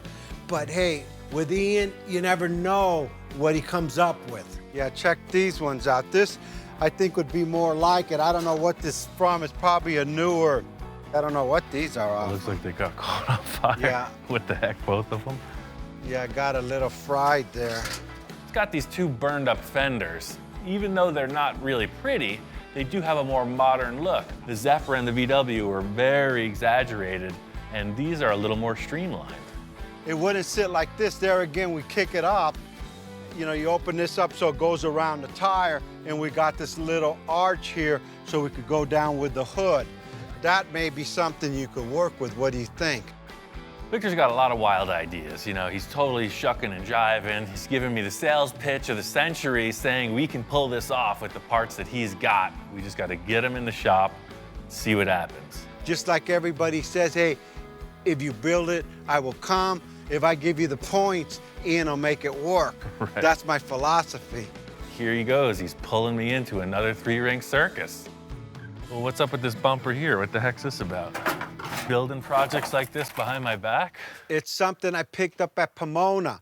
I mean, the price was right, I didn't need it, and I bought it.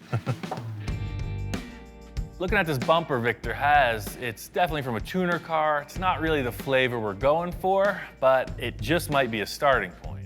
I don't know if this will just fit right on the car, but it's like the rear bumper. It's a perfect starting point. You know, we'll change the styling somehow, but it's already a fiberglass bumper. All right, let's try that out. I'll grab Yeah, the you got two two fenders. fenders in this. I mean, see what it does. Pretty loose looking pile of parts we got here. There is some potential, we just got to get it in the shop and see.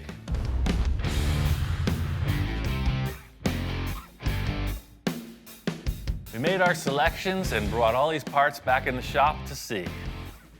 We're working with nothing here, blank slate. The first order of business is to try to mock up some parts.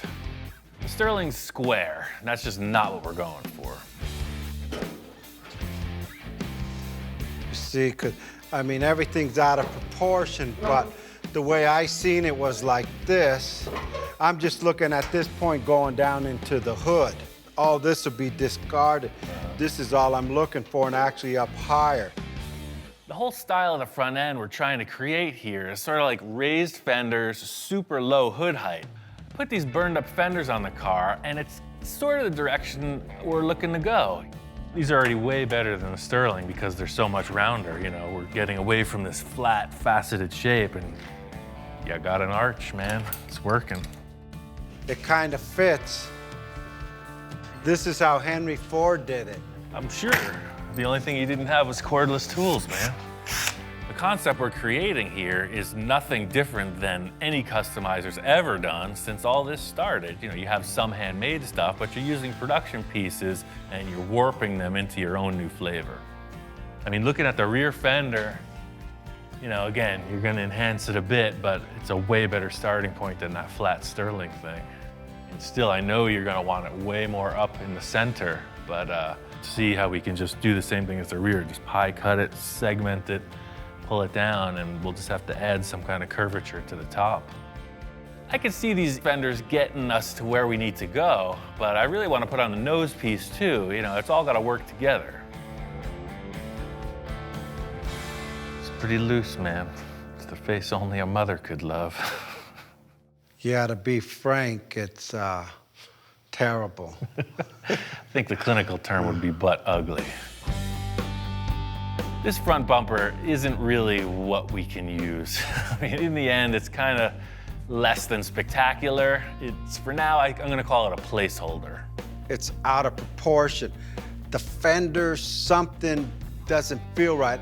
They did look curved out in that lot, but once they're here on the car, they appear pretty flat. These burned up fenders kind of have the look, but they're not really offering us that arched fender that comes down into this valley area in the hood that we're looking for. I'll lay a sheet of aluminum in there, just try to visualize what these contours can offer potentially, and just see if it's gonna work.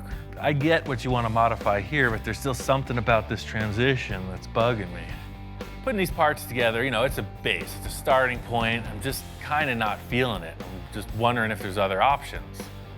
You know, all this is really good developmentally, but we're using kind of passenger car parts. You were looking for the exotic stuff, you know, maybe the Porsche thing isn't that bad of an option. It worked, the original ones, right? It worked great in the back. You know, it's just a way more bulgy shape. It, you know, might just add to this. The whole thing with a solid mock-up is the light bulb goes off, right? Ideas start flowing, and it's just not happening. What we need is something that gives us the green light. I mean, this is a way more sporty shape than the stuff we're working with. Look, the light almost wants to be there. I mean, we don't want to give a Porsche look away, but. I like the position, the way you positioned it. It just, the lights are bothering me. It's not what I'm envisioning. Yeah, I agree. They're a dead giveaway. You don't want it to look like a Porsche, so I'm trying to figure out how to cheat it a little, you know? The car's definitely wider than it was, so kind of change the angle a bit, you know, exaggerate the proportions, and it might work. This is way more representative of that transition to the valley you're talking about. I mean, maybe a Porsche fender is kind of the best option.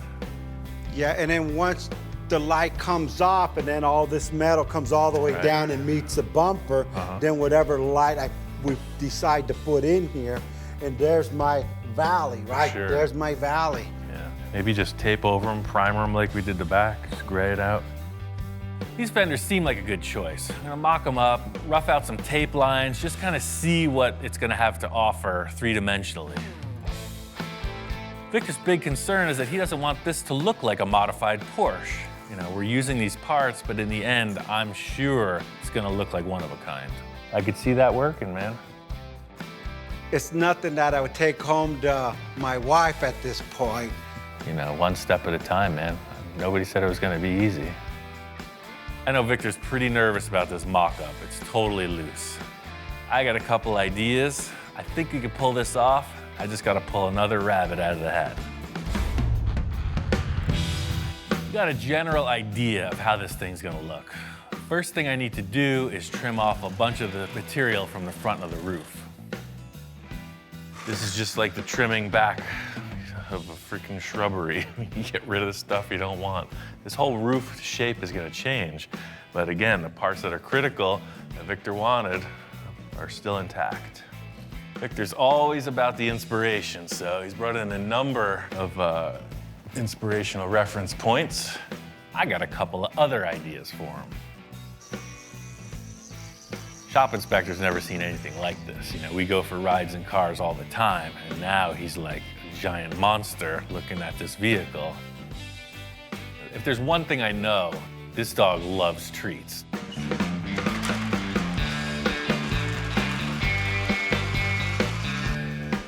Supercars. Super dog food delivery. Aside from all the busy work, you know, we got a car to build, on to the next.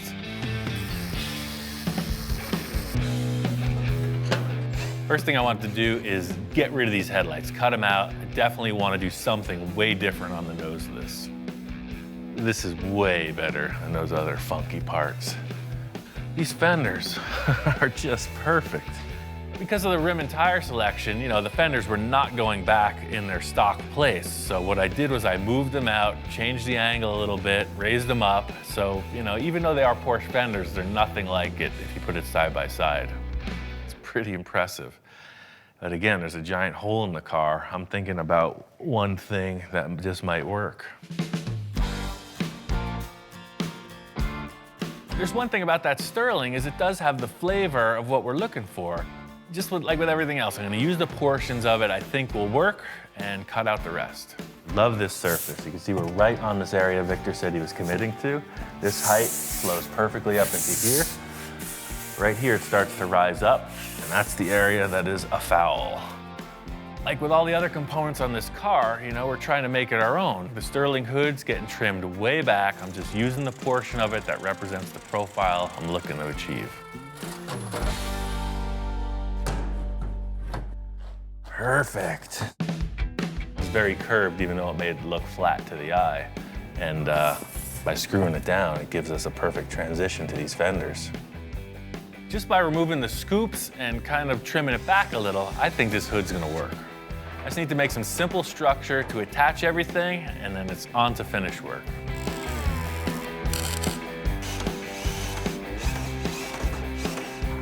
Using these aluminum sheets, it's the same process as in the rear, just trying to create a contour, something to build off, and the look that I want. Being that this car is gonna have a mold on it, in the end, the construction here, anything goes. It's purely a mock-up. Now we're getting somewhere. This is all about the concept. I'm gonna tape some of it up, spray paint it, sit back, check it out. Getting these fenders mocked up, I really see the potential of this valley and hip fender aspect Victor was trying to get his point across about. I see a issue with that bumper. Maybe that one's not the right call for the car. We're gonna have to figure that part out.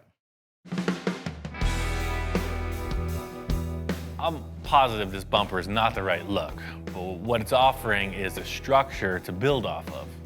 Welded in this mounting bar to support the bumper, but I definitely have to widen it. One thing I've learned from chopping up a lot of cars is to retain the look of the thing, you section it, it's gonna cut both ends off and widen them out independently. As crazy as this sounds, my whole idea here is to just sheet the thing with aluminum. You know, we'll have a blank slate and we can work forward from there.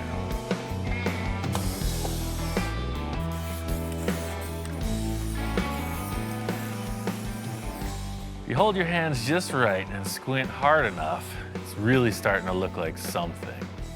And that looks pretty cool. I like the way this is shaping up. We're gonna match the other side and we're gonna get a lot closer. This car is definitely looking a lot different than the last time Victor saw it, and I am curious of what his thoughts are.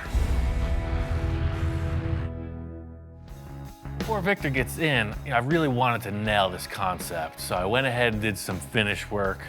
I laminated the aluminum and the fenders with fiberglass and then went over that with body filler and, you know, starting to present a finished surface. I took a bit of a leap of faith on all the work on the hood. I hope Victor likes it. Ian, what's going on? Hey man, just fleshing this thing out. Wow, what a difference. Last time I seen the car, I mean, I was having nightmares because the car wasn't quite coming out the way I see it. I love the lines, and there we go again. We got the fenders going down, I got my valley, then it looks like it ties in with what's going on in the back. Yeah, you know, that skirt was just a generic layup for me to get some symmetry in the thing. That other tuner car bumper is a little strange, so whatever you want to do, man, it's ready. Victor loves the idea of the blank slate. You know, setting it up like this just gives you every opportunity to discuss more design. I was so tripped out last night when I woke up, man. This morning I got out of bed and I've been shopping. I mean, I need to get a front end on this thing, and I looked at 20 different styles and I think I found the right one. Victor says he's got something else to add to the car. You know, I never know what to expect. All right, I'm gonna go grab it out of my truck. At this point, I'm thinking, hey, it could be anything. You know, hopefully it's not a new rear bumper. Ian, check this out. You won't believe where I found this. What the heck is that off of? It's a Lamborghini front end. Wow. Found a Lamborghini junkyard. A Don't ask Lamborghini me junkyard. what year. This is not what I was expecting at all. You see, I'm going about it with a bunch of aluminum foil and body filler, and he pulls out the supercar card. That's good stuff. It's not what I was expecting. Expensive. My back pocket's hurting. There's nothing here. Look. Wow. Does that look familiar? Wow. You're going for That's it, man. it. That's the right call. That's all I got left.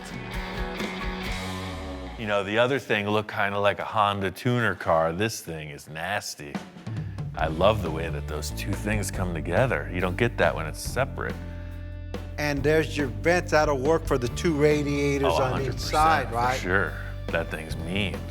Hopefully it fits and we don't have to hack it up like the other one.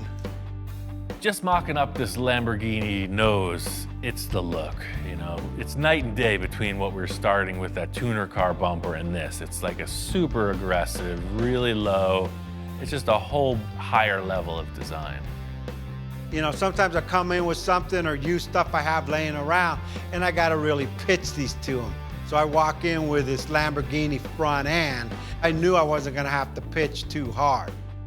On its own, it looks freaking awesome, but to get it to fit with the car, we're gonna kind of have to change everything. We're gonna have to blend out all those hard edges. We're gonna have to cut back 90% of the work I just did.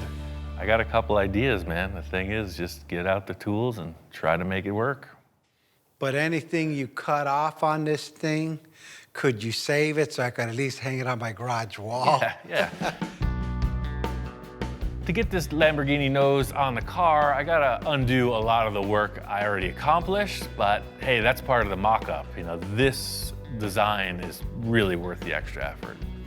Victor's kind of sweating it, you know, he doesn't want to risk these parts. He doesn't want to see me just chop them apart. I'm gonna send him packing, take a little of the pressure off, and get to work.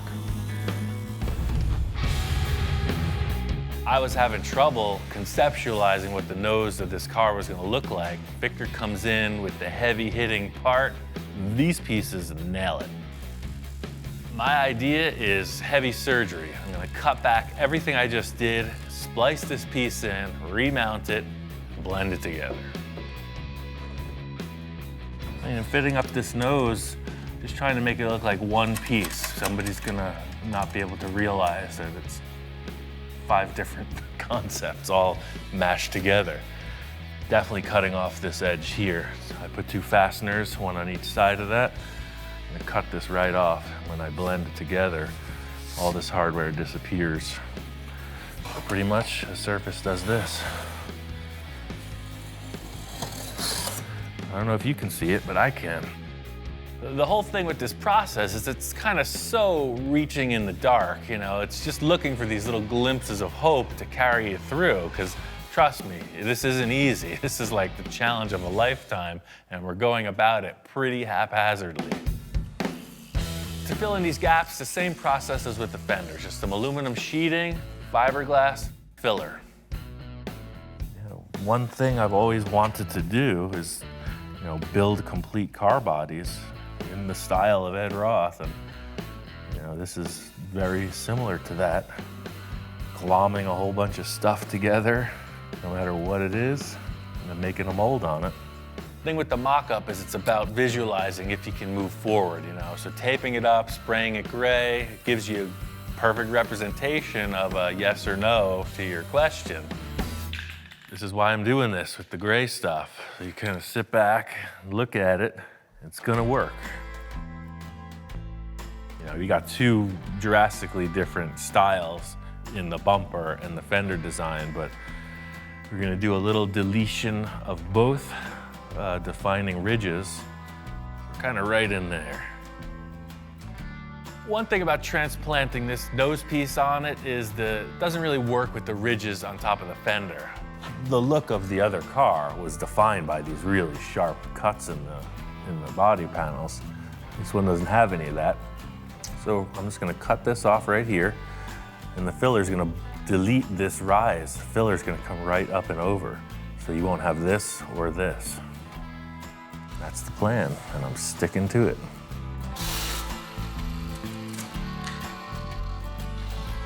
Victor gives me all these exotic car parts, and I get to destroy them. It's the best job I ever had. In trying to make this thing look a little less identifiable, on the side vents, you know, we softened the edges on that, trying to get away from that, round it off a little bit, and make it our own. I'm really happy with the progress we made on the front of the car. The nose looks awesome. It's really gonna define the styling for the rest of the car.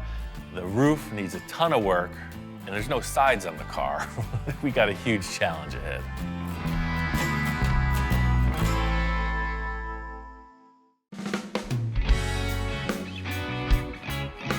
So it continues. We're still in the early stages of this project, but we've committed to making a fiberglass mold of the body once it's finished. But in the meantime, we can build the car out of anything. We're creating things as we go, changing things on the fly. It's definitely unusual, but I have a few ideas on how to pull it off.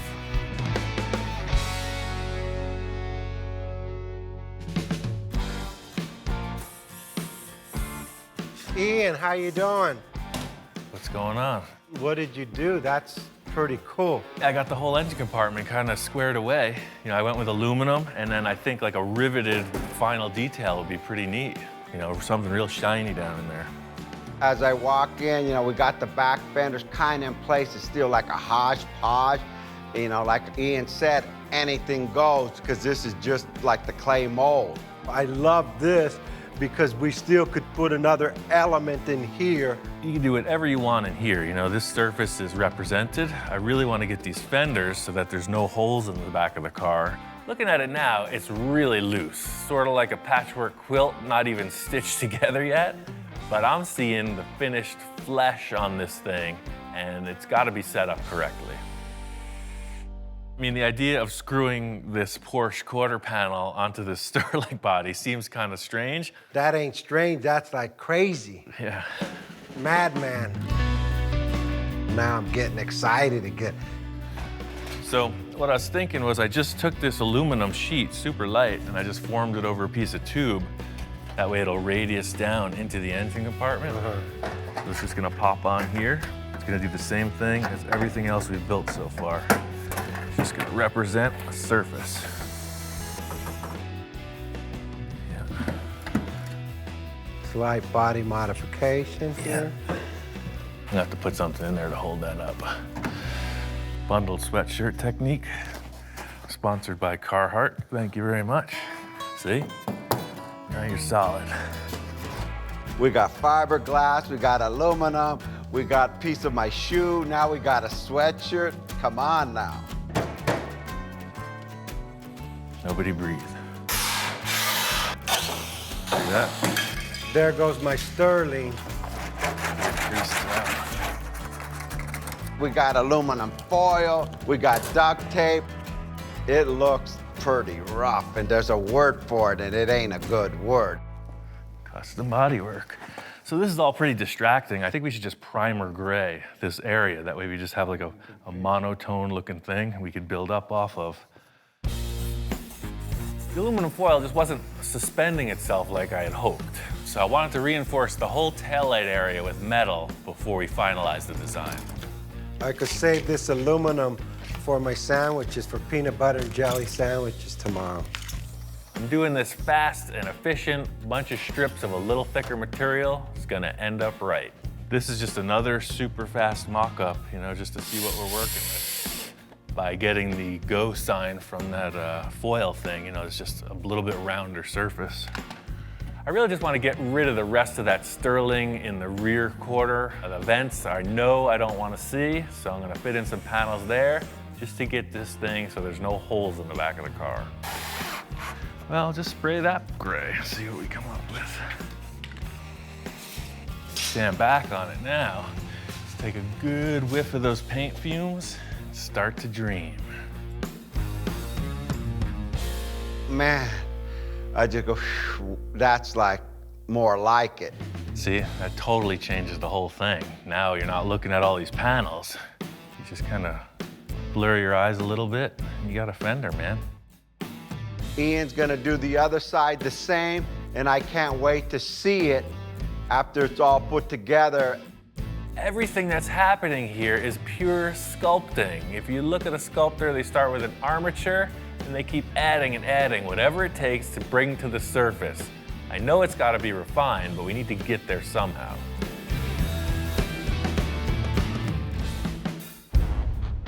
Got this passenger side pretty much matched to what Victor and I agreed on over there. Where I'm at now is I need to get this surface workable. What are you crying about? It's like the freaking pitcher walking up to the catcher in a baseball game.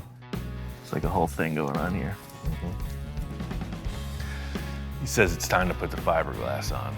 Can't make any calls until we see that surface represented. This primer coat was purely visual, just to get all the different colors out of the way. I gotta sand through, get the majority of these screw heads off, and then I'm just gonna lay a couple sheets of fiberglass over this work we did, just to give it a little more strength.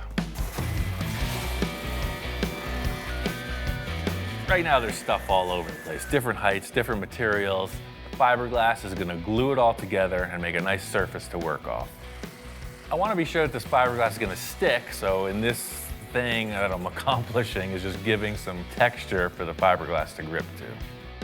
Truth be told, I'm not the most professional fiberglass guy. I have limited experience, but it's fascinating, so I keep trying. This is the problem we're facing with the metal. When you push down here, it wants to buckle up. As soon as this is wet, all those fibers are going to relax. The only advantage of using fiberglass at this stage of the game is that it's super flexible and it will bond to aluminum, fiberglass, and steel. To weld that thing, you'd have to make it out of one style of metal. Big, long, drawn-out process. It's a little like mopping the floor. It's a little like pouring syrup on your waffles.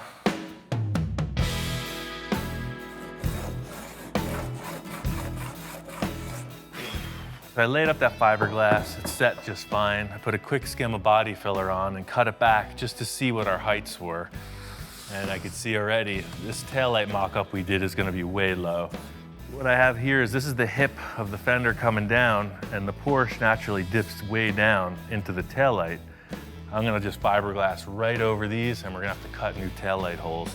I feel good about this, you know? It's not just anybody. You can throw a bunch of sheet metal screws and saran wrap and build a supercar, but watch me go. Everything looks so rough. I just want to get it looking more like a fender when Victor gets here. So this is less auto body tech and more fun body filler tech. Purely like icing on a cake. Fiberglass is hairy and scary. See, this stuff's a little bit smoother. As loose as it seems, I think it's starting to flesh out, and everybody's gonna understand why I went this way.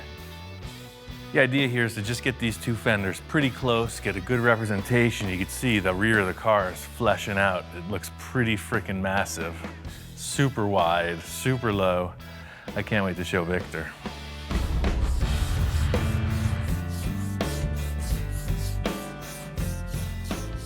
I came in today, Ian's doing some body work. I used to do that myself. I said, give me the sanding block, and I started and shoot. I didn't lose a darn thing. I mean, you could tell I'm totally committed. When's the should be last time you committed. see me doing body work? It's good to see Victor getting his hands dirty, you know, doing some of the body work. We also got these 2 tools from Eastwood that'll help ensure that these lines on the car are symmetrical. We're pretty close. And I'd like to see that in primer so it all, you know, ties in and we could get the big picture to make sure the fenders are the same. Oh yeah, for sure. Primer gets rid of all the different tones. The gray just evens everything out. It's the best way to look at something in progress. It's like nothing I've ever seen before. Flattening it out one tone, you can really see the shapes. A little refining on the driver's side, but I mean, that's a freaking massive rear end. How much more work do you need to make a mold? You need it finished, right? Oh yeah, the better we make the model, the better the mold comes out. We could either turn the car around and start on the front, or if there's anything else you want to change back there, I'd say it's a perfect time to do it. Now it's like a whole bunch of like bumper back there or body. It's like nothing but rear end showing. I need just one thing to soften that up, and it's got to be massive. We need to do some kind of crazy exhaust, right? Well, I mean, whatever you're thinking, you know, we've done a pretty substantial rearrangement in the back end so far. Everything here is really starting to come together, but I think the one big thing is going to be the exhaust that sets this rear end apart from anything you look at. The 911 exhaust had these big exhausts coming out under each side of the bottom. You know, if you wanted to mask that, maybe have them come out through these holes or whatever. Yeah, I was thinking something kind of massive here in the middle. 3 or 4 muffler pipes sticking out of the back. Hey, I had a dream, you know. My initial idea in my mind was to see this massive car go by you, like what the heck was it? And all you see is this big old pipe with some fins coming out almost like a bomb. All the supercars got the fins on the bottom. Well, hey, guess what? I want the fins on the top and I want the fins on the side. Almost like a propeller to a boat, but straight. Okay. Victor's coming up with all these ideas about multiple exhaust tips, some kind of really exotic designs, and I'm saying let's just try to get some real world structure to this theory. Let's just make like a cardboard mock-up, come up with some kind of let's do concept. it. All right, so whatever diameter exhaust you use, it's up to you, but I got this tubing from the fiberglass. I'll just cut this cardboard off. We'll have something to work with. Way too small. Too small. That's like embarrassing, you know. We need some like volume here, man. So something more like this or this diameter, like way big. Yes, that's what I'm looking at. Remember, massive. Let's just tape them on the car, see kind of what we got proportion-wise. So, I mean, 3 sort of fits like that. That's an even better mock-up than freaking cardboard and drawing, huh? Well, stand back and look at that. I mean, 5-inch exhaust is pretty substantial. I was thinking of having a fin, and a fin, but I only need the fins on top, on the bottom, and the 2 on the side. And it changes the whole back end of that car. And then put fins on the bottom. Yeah, exactly, a fin, okay. Victor's description of this theory is pretty elaborate. It's a bomb, it's a jet engine, it's fast, it's hot. A little hard to figure out exactly how it's going to end up. We're just trying to get this concept as close in the mock-up to what's going to happen in the real world. Ian, I feel like I'm in arts and crafts. I failed arts and crafts in school. So this is the same size diameter as the tape, so I mean, that's a pretty substantial exhaust pipe. And you know what, as I'm looking at it, maybe 2 would do it. Check it out, stand back, see what you think. I kind of like 3. Shop inspector's checking it out as well. I think he's gonna have the final word. Dude, what do you think? Cool? All right, I guess he said that's cool. He wants 3's the 3. number. 3's the number. I think it's gonna stick. As I left that, I mean, it was pretty loose mock-up. I mean, a lot of things could be changed or interpreted, but that's his problem. The thing is, when Victor's describing all this and coming up with the cardboard concept, I'm really starting to see my own vision of it, and that's the challenge in this whole thing. I gotta build it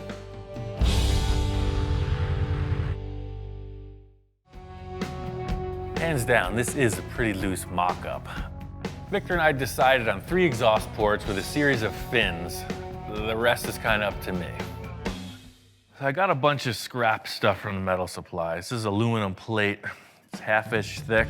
They just had all these squares in the remnants pile and a bunch of these cylinders. All I had to go off was this cardboard template and a couple rolls of tape, so you could see it's pretty darn near that. So these fins will be set up kind of crosshair style at 90-degree intervals, and then they'll all screw together. In a perfect world, I would have a lathe and a mill. I would probably set this in the mill on the slider deal and have lines perfectly parallel with each other. But I don't have a mill. I've got a magic marker, a somewhat flat table, and a roofing square. I don't have a lathe. I'm using a marker. Hey, a marker on the table is gonna be fine. Stick with me. One thing I'll concede to is the fact that the design and development of this piece is a little unorthodox, but that's just business as usual around here. It's gonna sit right in the center of that square. Your fins are all already dictated as far as how they go, 90 degrees apart from each other. I can come in with the plate right up to that line and set it parallel with this here and scribe straight up. Got this really rudimentary jig on the table. What it's going to afford me is the ability to mark each fin location symmetrically. And then they'll all screw together. So I know we're going to get these parts polished in the end. So the idea of it being modular, they'll be able to easily polish it and then we can reassemble it. The whole thing here is the billet aluminum fad. When it looks high-tech, machine finish, looks expensive, it looks classy. I'm gonna do it without the expense or the class. Now, these are all together. They go back onto their jiggy jig and we set up the design for these fins. Victor's fins looked a lot like this square. They were triangular. Instead of having this pointy triangle shape, I think it should go straight back, more jet-like. Sort of like that. This is inside the car. Probably the majority of this is in the car. So really, all you're seeing is like that. This is a pretty big plate to cut. You could use any type of high-tech machinery in the world. But I think I'm just gonna use the common jigsaw.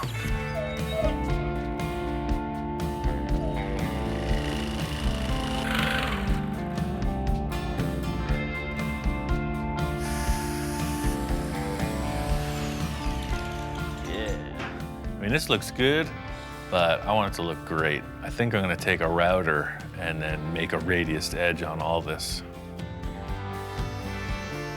The dog's head is spinning. I don't think he's convinced for one iota that this is gonna work. Hey, not too bad for a couple carpentry tools, huh? What do you think?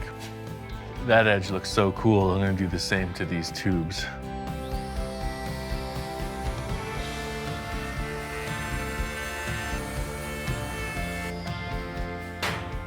What's not to like about that? I was thinking that having these stacked together, it could be added to by just putting the spacer through here.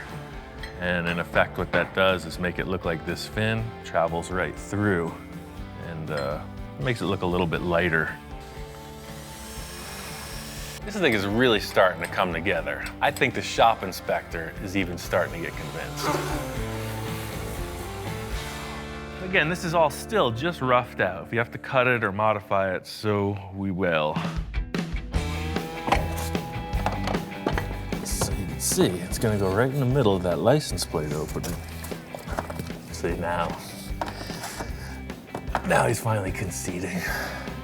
We're just gonna cut out in here and then something like this. It's gotta go in a good 8 or 9 inches.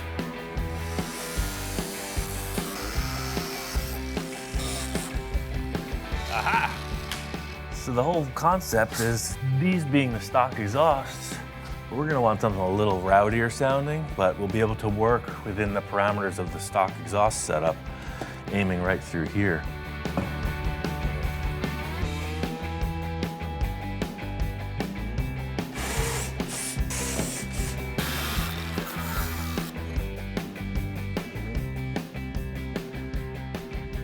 Oh yeah, that's totally cool.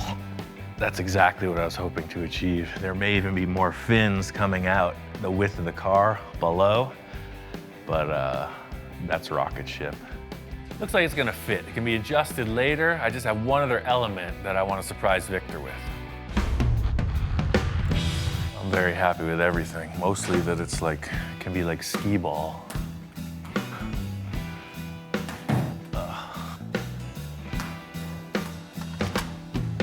Ian, how's it going? Hey man, got that exhaust mocked up. That's rad, man. After I opened the door, I looked straight to the car. I know I say, wow, this was wow. That ain't what I give you when I left. Yeah, no, I made a few changes. Victor walks in and I could tell right away he's digging it. It's a far cry from a cardboard tube. And it's centered with the car and it gives it just enough bulk to give it like, look, I got the power behind me. He's thinking, hey, is that okay with you? What's he looking on the table for? What's there? Oh, the last thing we were doing when you walked in was these three. I forgot about them until he just reminded me. Hey. So you know that intake you had over there in the other shop? I took 3 of the horns, the intake horns, and I made them fit the tubes here. These work as an additional element, like crosshairs. So they just go in like a key, right? You index it, you turn it, and they clip right in. What a difference. Dude, thanks. Dude, thanks. I almost forgot about that. That exhaust system is wicked. I mean, look at that. What we've achieved so far is pretty solid. The rear end's looking good. We haven't even considered the front of the car. So we're really just still in the clay model stage of this thing. You know, anything can happen with the taillights. The exhaust will go in on the final body. I think we should spin this car around and get onto the front. Again, we just finished. Right. I'm tired. Yeah, I know. You know, right away, Ian, hey, I'm slowing the build down. We're talking too much. He wants to get on the front, and I'm going, wow, well, let me absorb the back, Ian. Challenge is really making this thing match front, back, side to side. I think that if we get these 2 front fenders and some kind of a grille bumper represented, that'll give us the answers to the side pods and the roof line. Yeah, because that roof line's got to change, like, dramatically. Hey, you picked the Sterling, man, not me. So the same thing goes for the nose of this. You saw the process in the back. Anything you find, file cabinets, space helmets, you name it. Anything you want to put on the front, we just fiberglass over it, and that becomes the model. I thought I was lost in the back. I'm really lost in the front. I've got some ideas. I know Victor's head is spinning. What we achieved in the rear, I can't wait to transfer that energy into the nose of the car.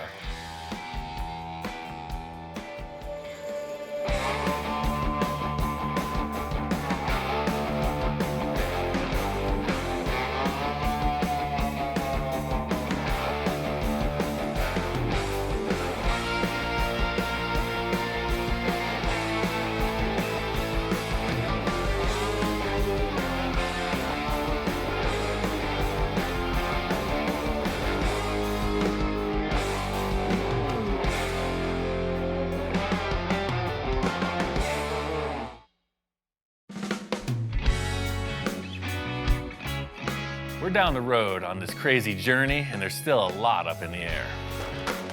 One thing I do know is we're building a complete custom body on this car. We're just going about it in a slightly different way.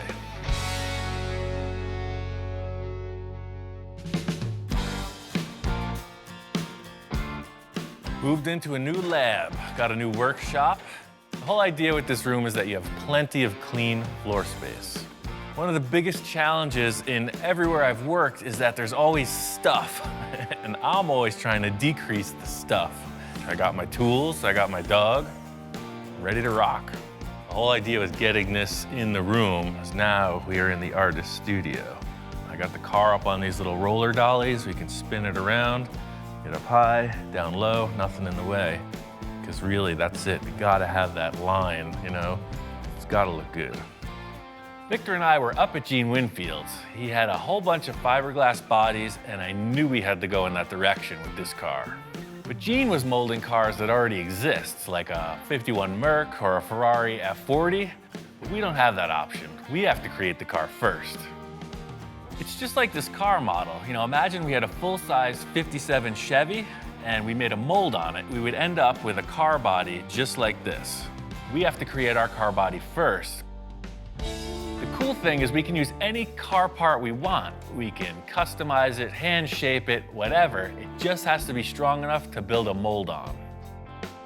We can move fast. We can make changes on the fly. We've never done anything like this before. I'm super excited. It's just gonna be a ton of work. The whole idea with setting up the car in the shop like this is it's gonna be a big debate between Victor and I as to how it turns out in the end. Set up these fenders just as a representation of something over the rear wheels. I know Victor loves the idea of this really low trough. You'll see the engine and the other components in here. This is directly in the way. First things first, I want to get into the rear portion of this design. Because it's a mid-engine, we both want to show that engine off, and there's a bunch of stock sheet metal I want to get out of the way, come up with some concepts for the back end.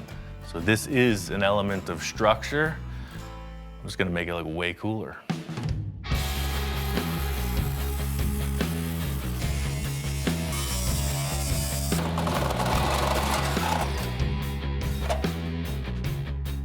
You can see now clearly the strut tower in here. And if you look under the hood of any front-engined, car for the track, they'll have this flange that bolts on here and then a cross brace. So already you can see it's just, when you're looking at the engine, it's way better than looking at this big divider wall. What do you think? Dude's always on board, he's 3 years old, he's getting himself into trouble, banging his head into stuff. He's always putting his nose in my business, and I'm sure he's totally liking the smell of the fine German machinery. We don't get a lot of that, and I think he's just taking it all in. Hey, what happened to your face? You were such a cute puppy. You look like a boxer.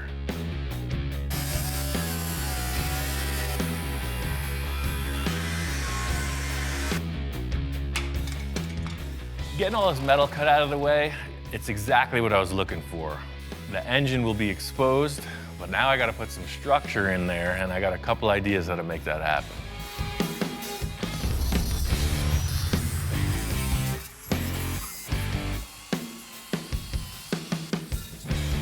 I know what Victor and I are going for in this portion of the car, and that is looking down into this and seeing a lot of cool stuff. Just like with all the supercars, whether we have glass or it's just open, it's gotta look cool. Right now it looks like a bunch of sheet metal that we cut out. Try to schnazzy it up a little. Now that I got all this metal cut out, my idea is to put in like an upper strut support. It'd be easy just to throw a piece of tube in there, but I want it to look cool. Race cars, they try to lighten everything up. I'm gonna do the same here.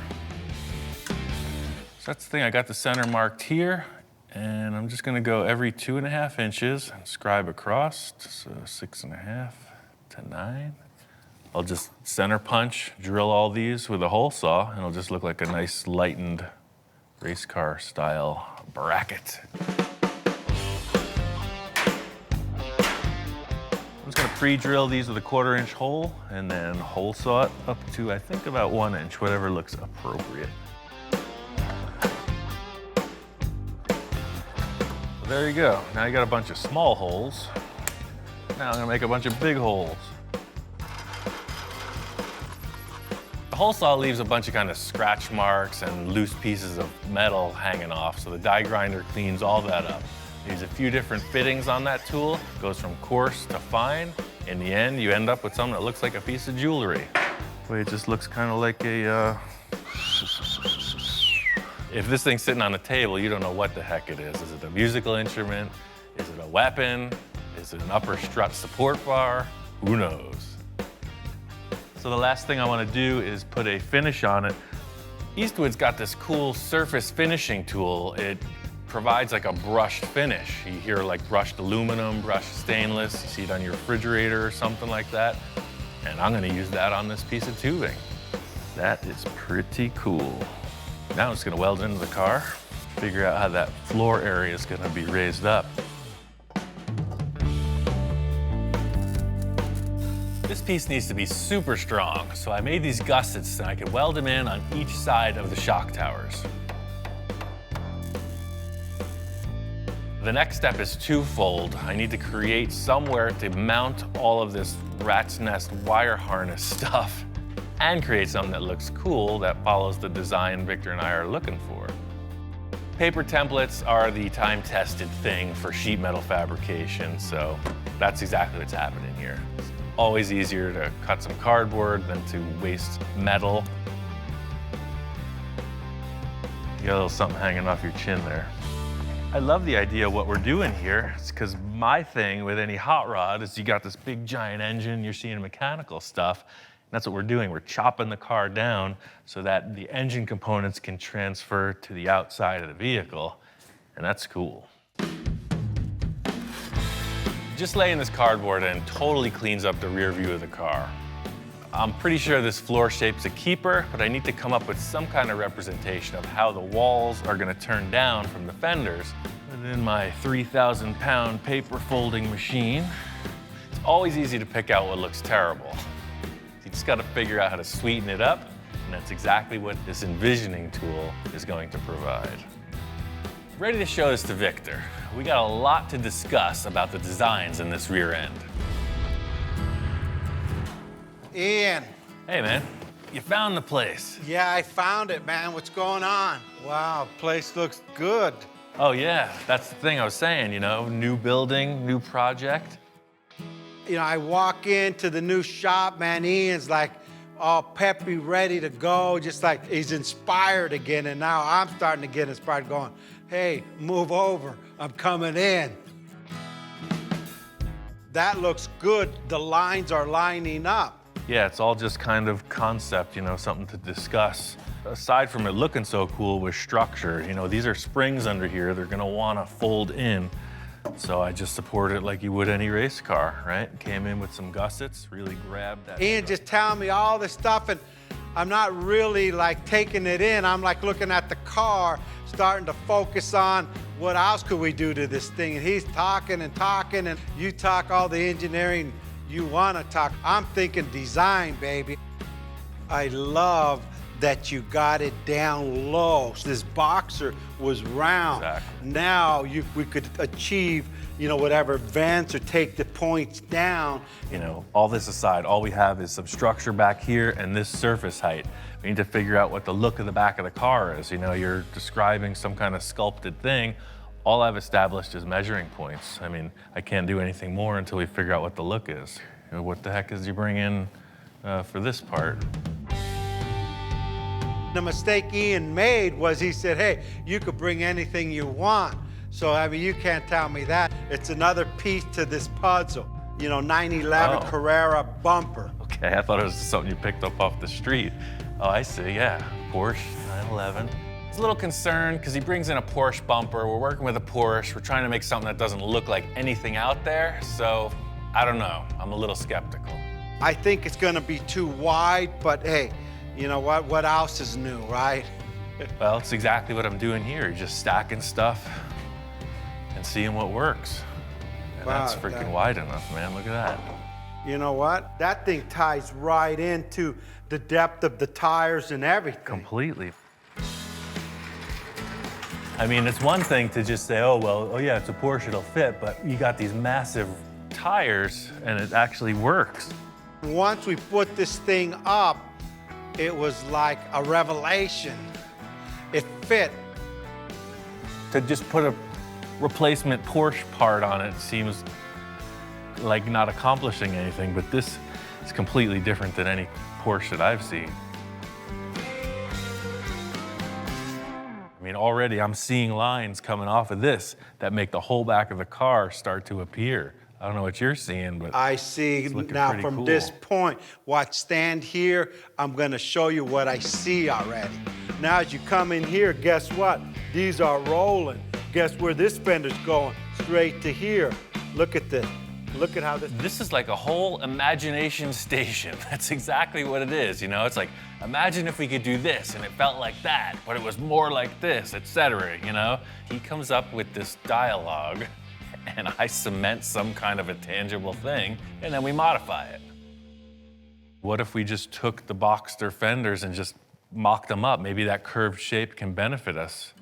You're right. I brought everything from the other shop. They're right here. If we're gonna go with this Porsche bumper, it's very round. It's in direct opposition to the faceted edges on this Sterling body. It's got me thinking about a couple other ideas. So you can see it's curved. It definitely takes over from that, but if we put it on, oh, look at that. Wow, that's ridiculous. It matches the diameter of the Look tire. at this thing, huh? Look at this, huh? That's pretty crazy. The rear bumper and the fenders are really a huge breakthrough because they're not the end result of what the style of the car is. We just need to create surfaces to sculpt off of. It's exactly what you're describing, man. It's like down, up, and over. The lines are all there. I mean, now it's an open canvas. We have a lot of depth to work with, so this is exactly what I needed, man. I'm gonna show you a couple tape lines that I'm considering with the angle of these walls, because that rear deck portion is quick and easy. The main thing I want to figure out is when you're looking at the car, what are the proportions? How does this engine bay get closed in? How does it flow into the rear quarter panels? Because that's a huge element of how the rest of the car is going to be styled. So this is the angle both sides will be at. This will just get moved over, trimmed out. These are our dimensions, you know? None of this is gonna be visible in the end. This is just gonna be a rolling shape that comes right out of that trough. Ian, what do you think about a slight curve on that? Well, I got the slip roller. Let me put it in there and we'll see. Look at that. Wow. Totally good call.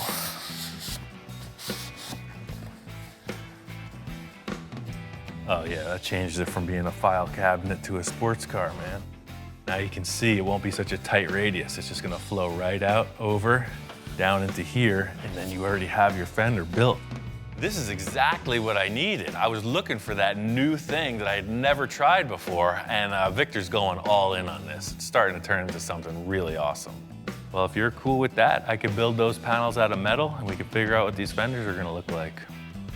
I can't wait to come back in tomorrow to see what he does with this. It just inspires me for the next part of this car. I got a whole bunch of more ideas on this car. We just started. Starting to fit up the rear view of the car, and the first thing I wanted to accomplish was getting this driver's compartment separated from the engine compartment. I got this panel in before I could get this structure finished for the side pieces. These tubes here are gonna be the support structure for the side panels we discussed. Victor's bumper idea, I think, is perfect, but what I had to do was suspend it and center it. I came in with some 3/4 inch steel tube and a bunch of small pencil rod, and now the bumper is mounted. This panel here is gonna have a rear window in it, but I don't know how that's gonna look until we get these sidewalls in. Victor and I are committed to this, so I'm gonna put the floor in and build the sides.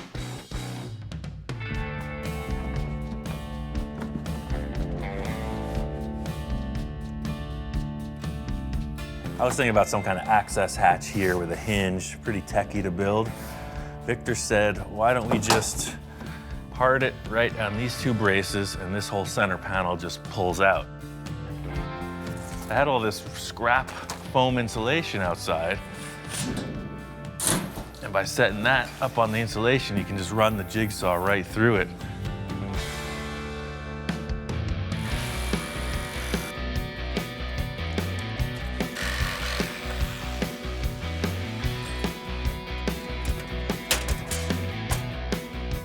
I'm gonna do this whole portion of the car in aluminum. My plan is that it's gonna stay with the chassis. It'll never be molded in fiberglass, so I want it to look really bright and cool.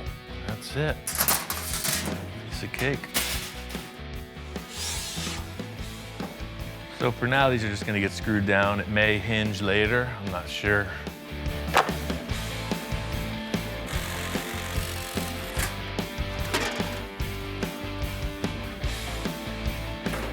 The whole thing with these panels and them being aluminum is that it was my choice that they stay with the car through to the end as a showpiece. So to see them in place is pretty satisfying.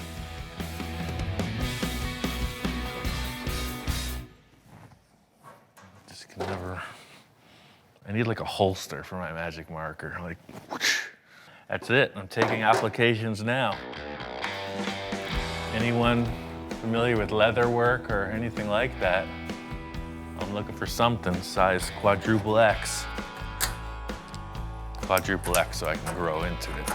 My senior years. That looks pretty good. I think to set this thing off, I really want to rivet it together. It's going to give it a real industrial strength race car look. But because this is a concept, I'm just going to mock them up with these self-tapping screws. It's a perfect starting point because the whole will later just get riveted back together. There's the last rear pan where the bumper goes. It's just gonna slip right in underneath the other one. I know that this is not the finished product we're looking at, but you gotta start with a good base, and that's all this is. This is a background for whatever enhancements Victor comes up with.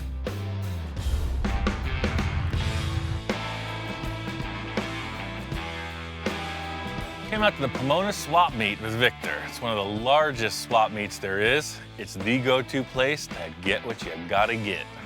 They have everything, including the kitchen sink. That's the deal. It's a full-on treasure hunt. Hey, what do you want for this box of books? I'll take 10 bucks. You'll get 10 bucks for that. It's my favorite show ever. For those that don't know, Monster Garage was like the show that brought the builders of the world onto television. Anybody who's anybody tried their mettle in the Monster Garage. We got the whole kit right here, man. This is gonna teach us how to build a custom car. This is awesome. I think we could just go home now. We're looking for the lights, fenders. Let's just try not to get distracted. There's too much here. I know how you get off on a tangent sometimes. Let's try to stay focused, man. We're on a mission. The main mission today is to just find shapes. You know, anything representing a fender line, a hood line, lights, who knows what's here. That's what it is, treasure hunt.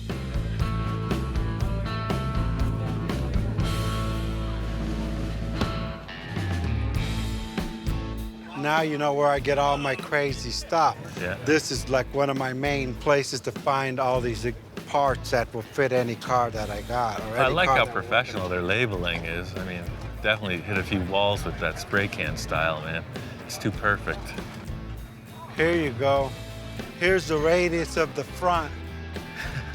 There's a million other shapes in the world. Just because it's an old Plymouth, you know. Try to detach yourself, man. We're on the better side. Remember, we make old things back into new things, and hey, that car would love to be a supercar. Yeah. When it grows up, it wants to be a supercar. I know when we get back to the shop, I'm gonna see that next to it.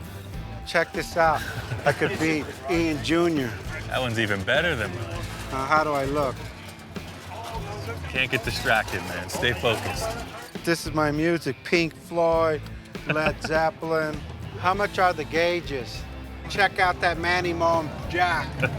Hey, Dan, how you doing? I'm Victor. Hey, I know that you want 1,200. All I got is 800 bucks. I know I'm rolling the dice here. What do you think? No. 9, no? All right, well, we tried. You gotta stay focused. Don't get distracted. No kidding. Hey, I still am a collector of fine art. I know. Victor's hearing what I'm saying. He's on the lookout for fenders. He's calling me over. He says he's got something. There you go, Ian. Check this out. He pulls out these round fenders. I don't think he knew what they were. Right away, I spot them. How much do you want for the fenders? 60 for both. 60 for both? That's a good deal.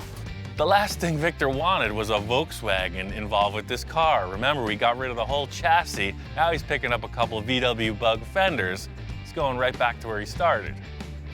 So those are off a Volkswagen Bug. You said you're trying to get away from the VW stuff, but you know, I'm all about it. Well, I don't know. You don't want Volkswagen, you want a supercar, and then you're pulling out Volkswagen parts. It's like, just because I say anything goes doesn't mean anything goes. I'll pick it, you make it fit, that's not my problem. We've already discussed that. Yeah. Not only that, but walking around, we're in our element. You know, a lot of people who watch the show recognize Victor, and some of them even recognize me, which is even cooler. Man, I like your program, man. Thanks, glad you like it. I We're here like looking this at guy, you too. know, Great. Victor. I own a nursery, too, man, like you, Cool. man. Where at? Maybe we could do business. Probably Central Klamath area. Oh, yeah. Okay, what do you got? You got a lot of native stuff? Desert stuff. Oh, no. All right, good. We'll do business. We even trade cars. We get could my even wife trade right some now. cars. You made my day, man. You made my day. Right on. That's what we're here for. Well, we got books, we got gauges, I got a hat. We got everything but the fenders, man. Bottom line is, this isn't about the world's greatest swap meet quest. It's about building cars. You gotta get back to the lab.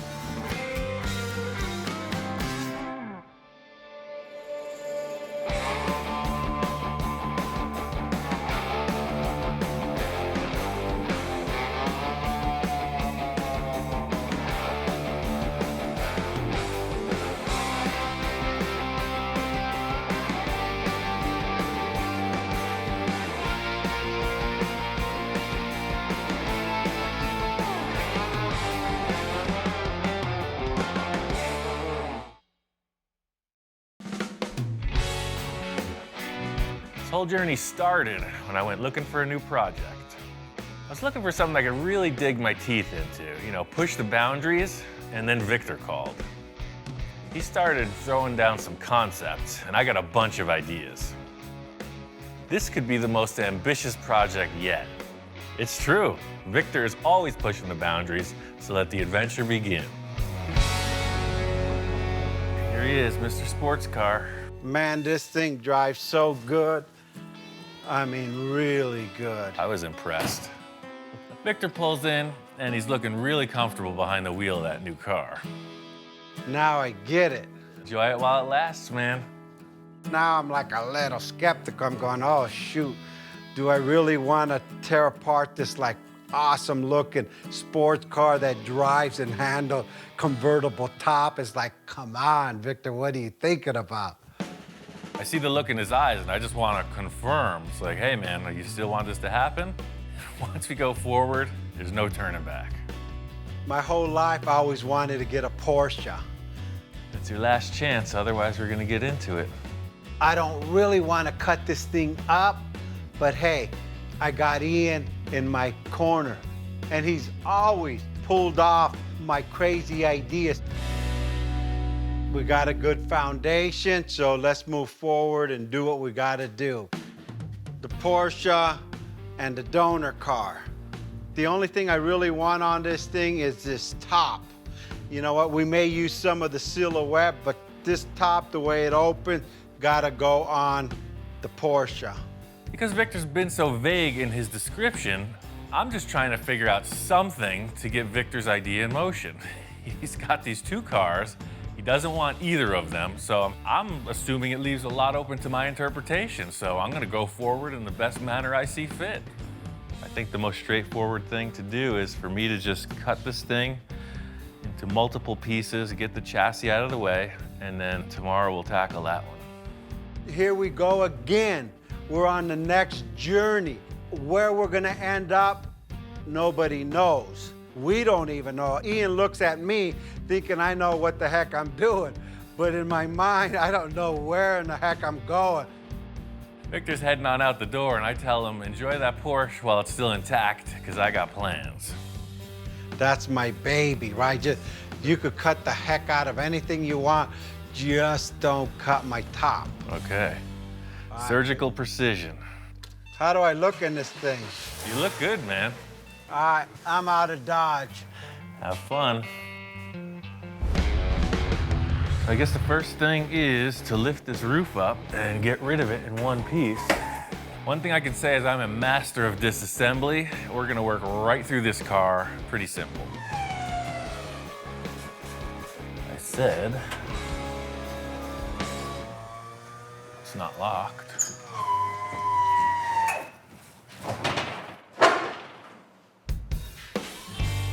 The one thing that was the sure thing, you know, the main wish on the list, doesn't work. No good. Nothing. It's not even budging.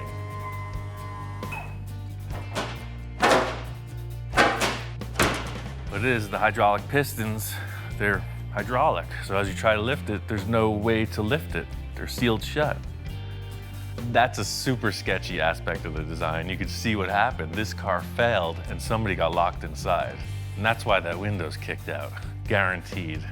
The way this roof opens is it's a hydraulic unit, so you cannot just lift it up. There's oil inside it and it's non-compressible. So if the motor doesn't lift it, you don't lift it. So what they did was they filled it with oil. It worked for 10 minutes. And they sold it to Victor. Perfect case scenario, you know, starting off on a fresh new foot here, and of course nothing works. Therein lies the design flaw in the Sterling kit car. We just figured it out.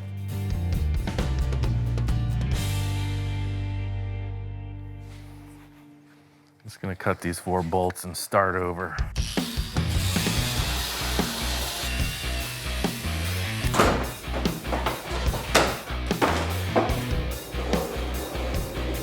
The thing I was hoping to do is just retain these hydraulic hinges. You can see all the fluid is just coming out of the top of the pistons. I'm just gonna cut it out. A sane, normal mechanic would probably take off the tire and look under the car, but I ain't got time for that. We're gonna cut our way through.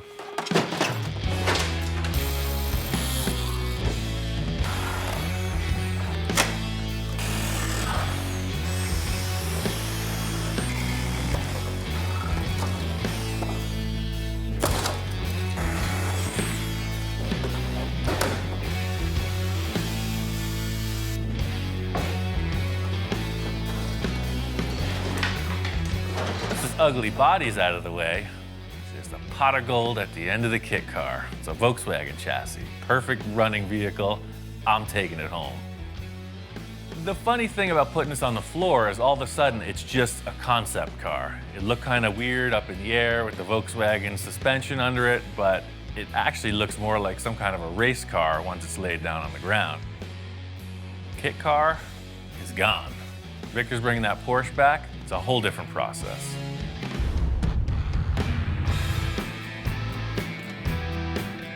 Back early.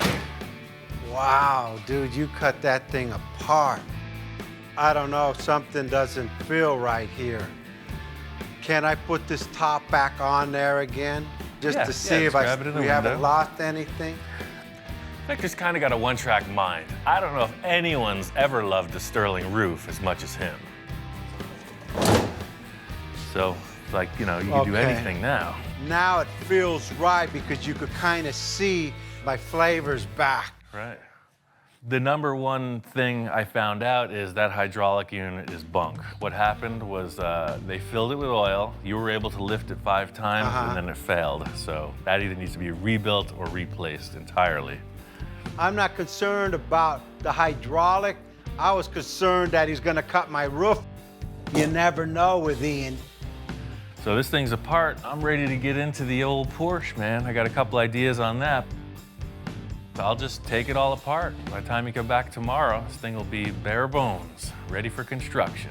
But remember, one wrong cut of a wire, it won't turn on, it won't go. This thing has sensors everywhere. I know, that's what I was reading about online. I did my research. I know how to take it apart without messing up with the computer. I'm on board. Let's do what you gotta do. Might be a little painful to see it break apart. Like, really painful. You know how many people are gonna be pissed off at you, not me, people. He did it, I just watched. This is the part where some people flinch, but just like the surgeon in the operating room, you know, sometimes you just don't want to see it, but you want to get fixed. All right, man. I'll start taking it apart. Talk to you later. I'll just... Don't be nervous. I got this. You know, I have complete faith in Ian, I guess. Well, first things first is to disconnect the battery and unbolt everything I can. This is the white glove tech disassembly. What Victor doesn't know is this is a lot like a Volkswagen, just a little more high tech. The whole idea is to retain the complete drivetrain down to every last wire that the computer has a sensor for. All of this stuff is critical if this is going to pass emissions and if it's going to run properly. If you ever tried to take a door off, say, a 55 Oldsmobile, this is a totally different game. I'm not planning on using any of these body panels, but I'm also not going to beat them up. They're really nice. If we do have to retain something, we could just grab them and reuse it. Look how much stuff is hanging out beneath the fenders. Looks like a freaking Robotron or something. You can see how much room there is in the front of this car, which is perfect for the low nose profile we want to get in the end result. The OG is in the house. It's not my house, but we're still doing our same old thing. He's inspecting, he's checking stuff out, and I'm busy working as usual. What do you think? Like next level. I mean, we haven't done anything like this before. I don't think this dog is much into imports. You know, he likes the old school hot rods, customs. This is kind of a first. It's new territory. I'm guessing he's gonna warm up to it. I knew that everything from the doors forward was gonna unbolt. It came apart no problem. The back is a different story. I don't know what we're getting into. No turning back now. I'm waiting my whole life to do this.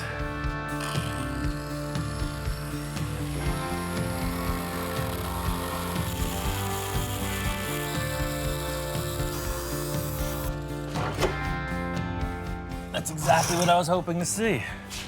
So now I can cut this bubble away and we got tons of room for a tire. He wants flavor, I got it right here. Tire's this big.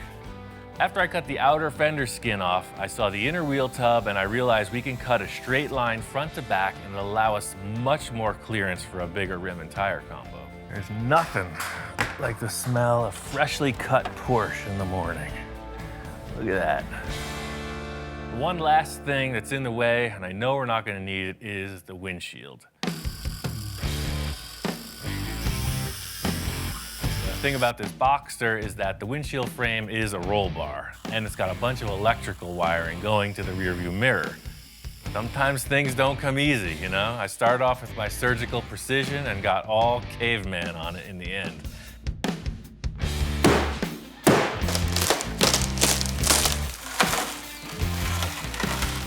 I love the choice Victor made with this Boxster. As a concept car, it's ideal. The fact that it's a convertible, all the structure's still there. That's a huge plus for a kit car scenario. If you cut the roof off a regular hardtop car, it gets flexible. It's a perfect base. It's a nice car. Glad to have destroyed it. No turning back now.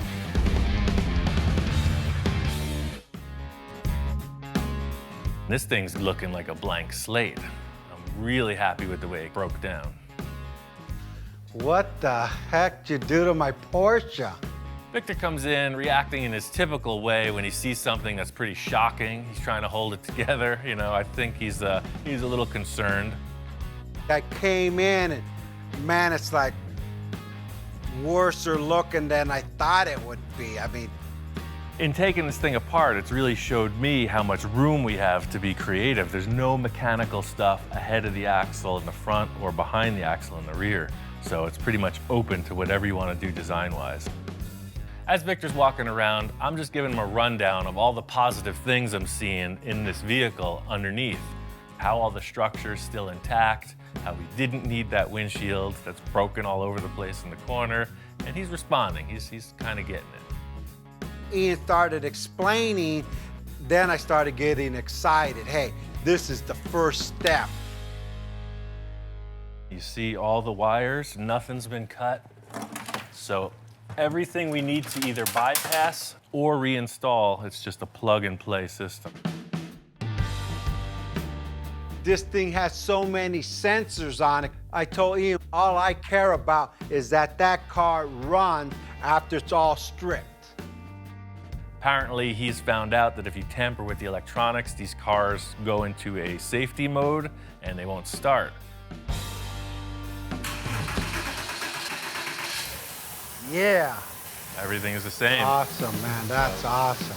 Like butter. That's why I took it apart this way. Hook the battery up, it runs. I think it's gonna be a good go-kart, man. Victor's become pretty attached to this car, and just seeing that it ran, you know, he wanted to hop in once more. No rear view mirror. Nothing. Nothing in your way. He wanted to sit in the car that's all cut apart. What's more fun than that? Still feels good. Same car, man. Look at the wind's hitting my hair. I can't do a burnout, but I could. That's pretty cool. I seen it, I feel it, I taste it. Now I'm excited. Where's the body at? Well, we got that other thing, and I'm not sure. We got to fit it on and see if we got even something to start with. Now that we're this far, we got to put that roof on, make it work.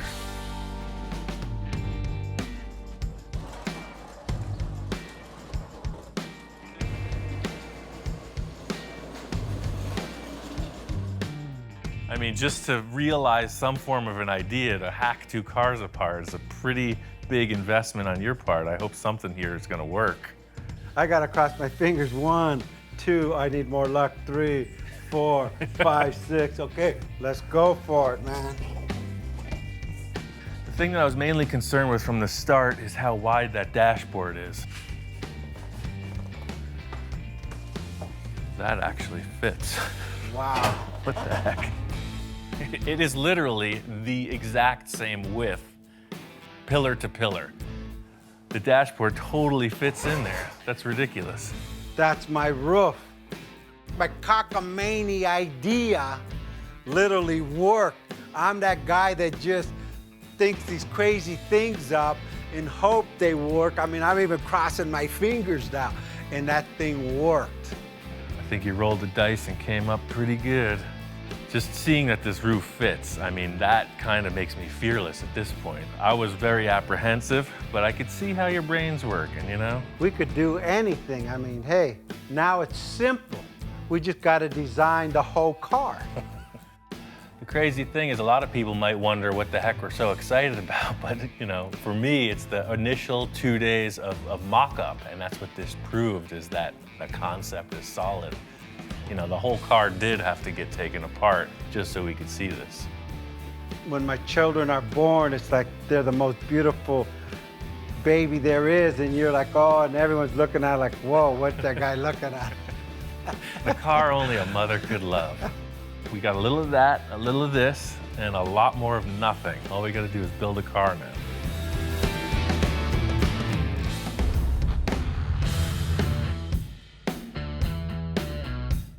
Out here in Pasadena, the Art Center College of Design, their annual car show. This year's theme is called Hand Built, so it's featuring a lot of hand-built one-off and prototype cars. My homework assignment from Victor was try to find some flavor. You know, he's using that term constantly, so I'm not looking for any specifics here. Just trying to see what's on the ground and what's in the classroom. The coolest thing about this show is that it's all invited guests, alumni, designers, cream of the crop. So all of the cars here have some design elements to pull from, whether it's super antique or super futuristic. A few years ago, I was invited to this show with the Space Junkie in its first incarnation, so it was really an honor to be invited. You can see the stuff here is world class.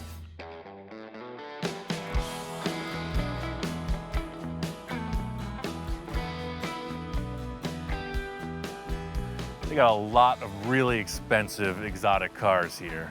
I was looking at this McLaren mostly because it has a side vent profile that mimics what Victor and I were discussing. There's also a lot of stuff that I can't even pronounce. Carbon fiber, one-off prototype supercar stuff. This McLaren has a door that opens by a wave of your hand. I don't know how it works. A heat sensor? It's like the magic touch, look at that. Yes. Super cool. Some of the things I was really paying attention to were the side vents, the exhaust placement, all the different features on these supercars. This would be a pretty interesting design for Victor's windshield, where the center comes through like that. I love these little fins coming off too. You don't see that. Same thing, all these cars, they have that divot in here and then flat Some of them you see the engine, some of them you don't. All of these artistic things you're seeing are also for function. Tons of air vents, streamlined, just everything about them is about making the car fast and efficient. There's one bluish black car, all hand-laid carbon fiber. The exhaust is incredible, the interior is unreal. It looks like a video game rendering, but in 3 dimensions. It's like looking at any artist's work. They go through this phase or that phase, you see the work progress. When you look at the early cars, you see how it's evolved into what's going down the road today. So you can see how they're kind of dated. You know, the more modern ones are way more radical than these. Same thing with this one. That's the crazy thing. When you see the super modern stuff, if you didn't know the history, you wouldn't be able to identify them just by the look. But after studying it for a bit, they're pretty easy to pick out.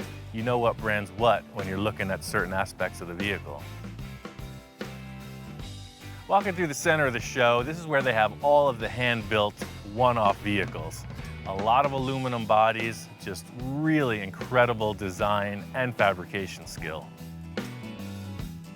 I think this is freaking great, man. We're looking at this aluminum body that was made in the 50s or 60s. Very simple craftsmanship and tooling, and the result is like world-class finish. This guy knows his work for sure.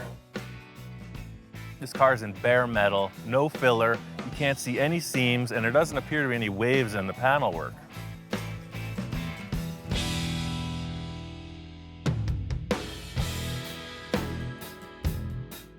It's really about trying to find something unique. I'm looking for the oddball. There's this 1936 Scarab. It's like a minivan from the past. Incredible. The thing I love about 30s cars is the Art Deco stuff. This is totally inspired by some kind of an insect. You see the beetle on the front, the way this all opens up. I don't even care how this applies to the car we're doing, but come on. Flathead V8 in the back. I want this. I'll trade this guy 6 cars for this car.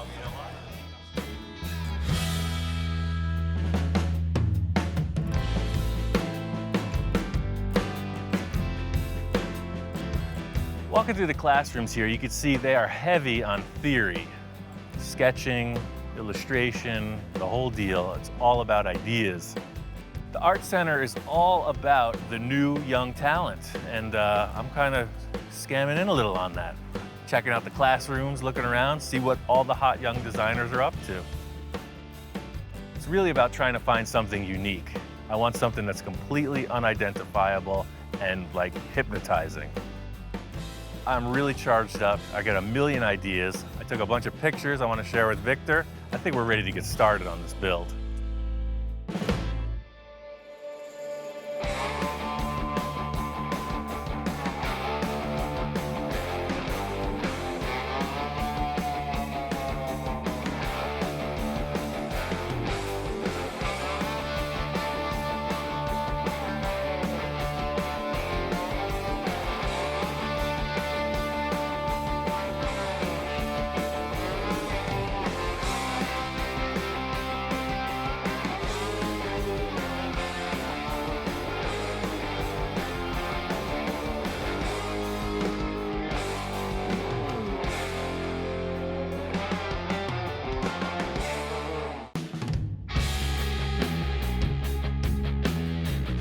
My friend Victor called me up about another development on a recent car project we had. I said, hey, Ian, the Grand Nationals is coming up in the next couple months. It's one of the best shows in California. We need to get the T-Bird in there. He says, yeah, that's a good idea. Let's do that. Victor's been a client for a long time. We made this bubble top T-Bird show car thing, full custom body, skirted wheels, hydraulic opening, clear plastic bubble top, just crazy, futuristic show car. Once I started thinking about Grand Nationals, I said, hey, we need to change the look of this car slightly. So I said, hey, Ian, do you mind if we blow another bubble? His eyes like lit up and go, I don't know if it was a sign of happiness or a sign of, oh, shoot, what's this guy get me into this time? Trying to create this clear plastic bubble top was a crazy ride. We figured it out very grassroots in how to accomplish this. Had a couple failures, a lot of research and development. The way that we have set up, it's very limited sight inside the oven. Until the thing cools off, you never know how it's gonna stay in shape. It's sort of a Wild West shootout trying to figure out when to turn the heat off, when to raise the lid, and you never know what you get till you take the box and open it. The one we want to blow has got to be into proportion with what that car really is. It's a spaceship coming down to Earth.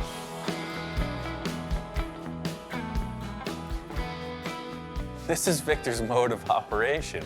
He just does this with all of his cars. It seems like he just continually refines these vehicles until maybe he's happy, and then refines them again. I know the car's going to get a lot of attention because it's unusual. They're going to go, why would this man do this to this car? And I'll just say, hey, well, Ian told me to do it. I'm really excited to get this thing to the level where he wants to show it. And hey, what's not to like about an awesome car show? I get over to Victor's and he's got the whole T-Bird torn apart. It's taken back down to primer and it's like Groundhog Day. It's like I'm revisiting ground we've already covered. Just like all my projects, I'm my worst critic. I mean, everyone thinks it's done, and I'll say it's done, but in my mind, what if? So there was a lot of what ifs on this car. My idea was lower in the front, bigger bubbles in the back. We got the classic setup. We got the barbecue grills, we got the wooden buck, and we got the box set up just like we did the other bubbles. We're gonna blow one more bubble and try to refine it just a bit more. Practice leads to perfection. So we kind of revisited all our issues with the earlier model and stepped it up big time. Way more structure, new wood, stainless steel. Victor's bringing in his backhoe this time. You can see his game is in serious mode. None of these flimsy contraptions to lift the unit, full hydraulic power. It's on. At this point, all the preparation is prepared. Nothing to it but to do it. Light this thing and let's get it on. It's really hard to compare this to anything else. It really is more a leap of faith than any other contrived recipe. I know the scenario that goes on. You heat the plastic up and you get a shape, but none of them have come out the same, so I don't know how to dial this process in. I just know we get some kind of result every time. All right, everything's on low, box is shut. Victor's the main cheerleader in this event. He's convinced that it's gonna happen, but I'm trying to come up with a defined result. That's the real challenge. Are we ready to fire her up or what? And I said, well, let's go for it. And I mean, go, go, go, go, go. And he said, slow down. I said, no, Ian, we already know how you've already done 3 or 4. This one should go easy. Well, we got kind of a weird issue. Look how wrinkled up it's getting. You know, we rebuilt all this and insulated it so good. It's on low, and we're already at target temperature after 15 minutes. He's got his little heat measuring mechanism or device, you know, going all around. He goes, oh man, this thing's heating up too fast. This is where the alarm bells start to go off. When you change one thing, you change everything. We refined the whole unit, and now all the calibration is off. We're at 330. Sides, though, where we really want it to come up are only at 320. So the center of it's definitely hot, but the sides aren't. Well, we're not getting consistent heat. The back is 20 degrees cooler than the front. We're just having inconsistent heating issues here. You know, one minute I feel like we're winning, the next minute we're failing. I'm adjusting the grills. I'm trying to adapt to the current conditions. Bottom line is the plastic is heated up. We got to do it right now. We got one last shot at this, so it has to be right. It seems to be doing what we want. All we got to do now is pull it out and see. Oh!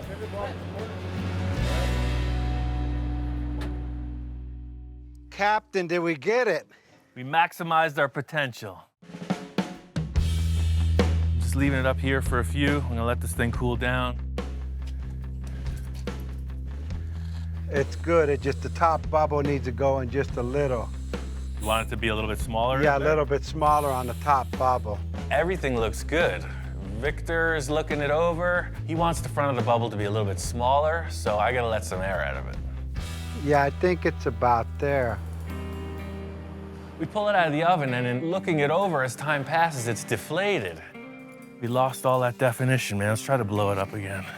It all went away. I took a shot, tried to add more air to it, but it's already hardened. It's not blowing back up. Ah, man, we didn't get it. It's off the buck. There's no more shape in the back. I think it's a loss. We get the bubble out of the oven, and it's not only deflated where he wanted it to, but it deflated where we don't want it to. And at this point, you know, I just look over at Ian and I didn't know if there's anything more he could do to save this bubble. It's cooling off at a rapid rate. Last ditch effort, the only thing I can come up with is put it back in the oven. Try to reheat it, try to save it. Ian said, turn the barbecue grills back on. We're gonna reheat this thing and inflate it again. I know this is our last try at this. It's our last sheet of acrylic. I'm not giving up. We gotta get this.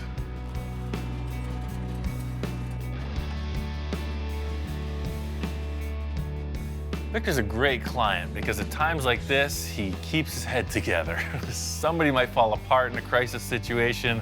This is how he rolls.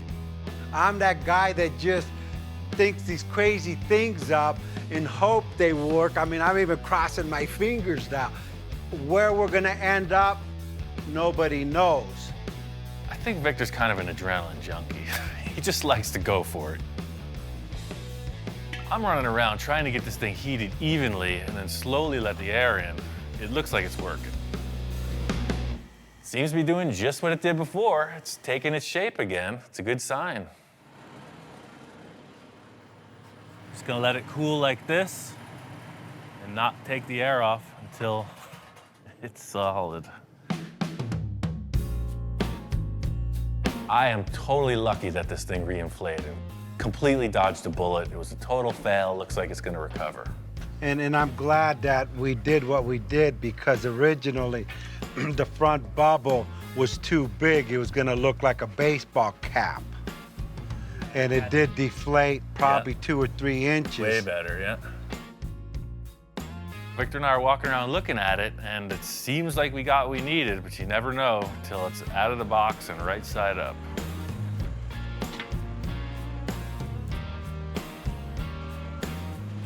Victor's got his measuring tape, getting all science on it. I'm not gonna be convinced till we see it on the car. It's like, what the hell is that? Hey, it's some kind of cocoon alien being coming down to Earth to visit Trump. Just like with the setup, there's a lot of tear down. Now let the thing cool, unbolt it, unscrew it from the backboard, trim it out before you could even see it in place. This is it. It's our last chance. It's this or nothing.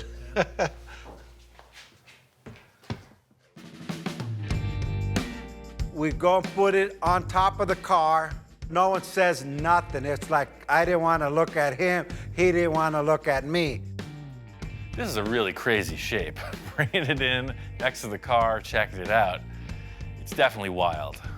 I just don't know if we need it that wild. Firstly, we're trying to create this unique shape that no one's ever done. And secondly, we're trying to make the car look better for it. So it's kind of a twofold approach.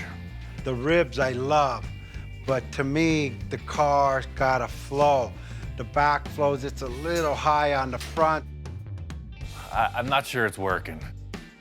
And I said, Ian, you achieved what I wanted you to achieve, but it doesn't go into proportion with the car. It's flowing in the back. To me, this should be coming from this point. Just because Ian wanted a bubble and a bubble and a bubble and a bubble, I couldn't live without he it. gave me all these bubbles, and I'm like, no, I don't know. I have one too many bubbles. Sometimes bigger isn't always better. I mean, it's an amazing plastic sculpture for sure, but it sort of dwarfs the proportions of the vehicle itself. I got an idea that just might remedy the situation. Looking at this latest bubble on the T-Bird, I'm not sure it's working. I got an idea that just might remedy the situation. Whenever he says he has an idea, I don't know what to expect, but I almost know it's a solution. Sometimes you gotta take things to the extreme to realize it may not be better. The whole grass is greener on the other side scenario sometimes doesn't stand up. Got me thinking about one of the earlier ones we made. The second bubble we blew was actually really nice. It was almost like a chop top. It was pretty low, super streamlined, just a perfect shape. Ian said, hey, remember the second bubble we did like a while back? I said, yeah. And luckily, I don't want to say hoarder, but I don't get rid of nada. I told Victor about my idea to use that bubble, and he ran with it. Now that we got this old bubble, it has a different flavor. Now it even goes more into the spaceship looking kind of deal. So I'm thinking, hey, I'm gonna redo the paint. I call my airbrush guy, you know, the wrap guy. I'm gonna change this thing all up. Victor had some really cool paint ideas, and that just set it off. I'm really looking forward to taking this thing to the Roadster Show just to show off the design that we did on this car, just out of this world.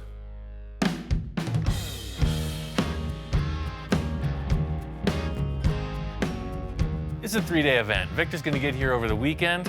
I wanted to get here right off the bat. As soon as the doors open, before it gets too crowded, I wanted to check this car out.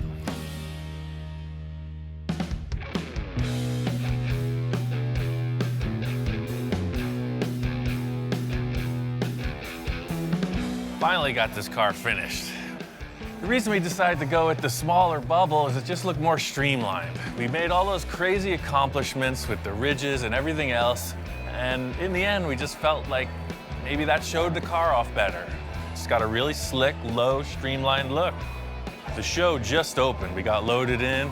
People are on their way. I'm interested to see what the response is. The cool thing about this car show is everybody's here. A lot of old friends. Rich Evans, Gene Winfield, all the folks from the magazines, a lot of folks that watch the TV show.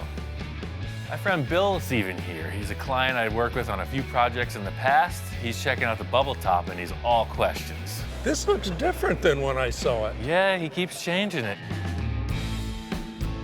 The main thing people are asking besides what is it is why the heck does it look so different from the prior build on the TV show? The answer is Victor. He's always changing his mind. I hate to say it, but Victor, you keep doing better. Well, that's the thing. He's never done with this thing, so.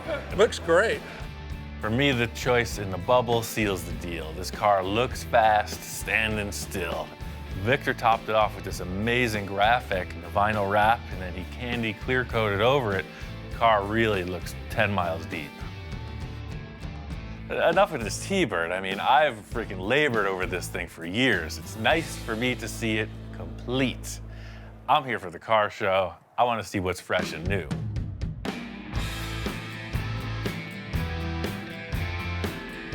There's every different style of car here. The one thing in common is that they're all super refined.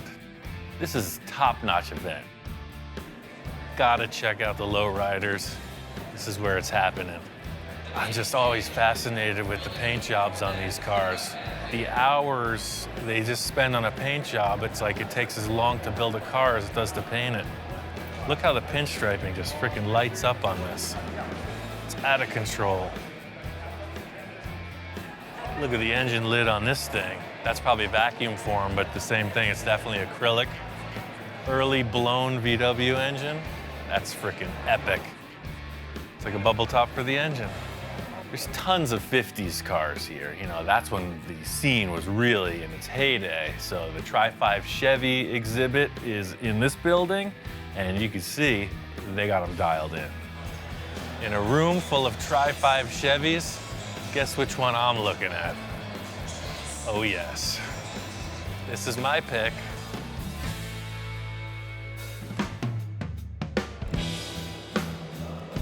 This is a car built by Gary Wales. I was introduced to him at the Pasadena Art Center show. If you don't know his name, look it up. He's incredible.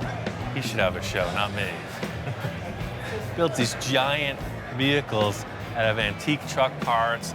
He builds hot rods out of super nice, like Rolls-Royce parts. Just incredible craftsman. When I grow up, I want to be just like him.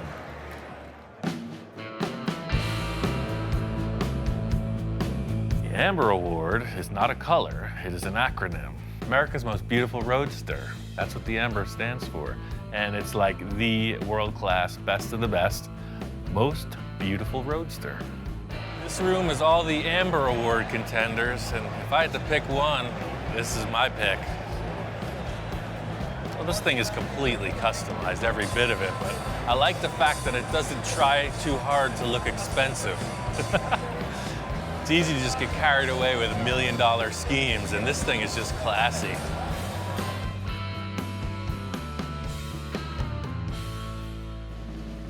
This is what we need more of. Walking around the show, I mean, there's a lot of nice stuff. It's also pretty predictable. I walk up on this one thing and I don't even know how to react. I've never seen anything like it. Whoever built this car is my hero. It's got a bar, it's got a telephone, it's got a chauffeur seat. This is the epitome of pimp styling. This makes me want to dress in a white tuxedo and entertain the ladies. What were they thinking? I need to know what they were thinking when they made this.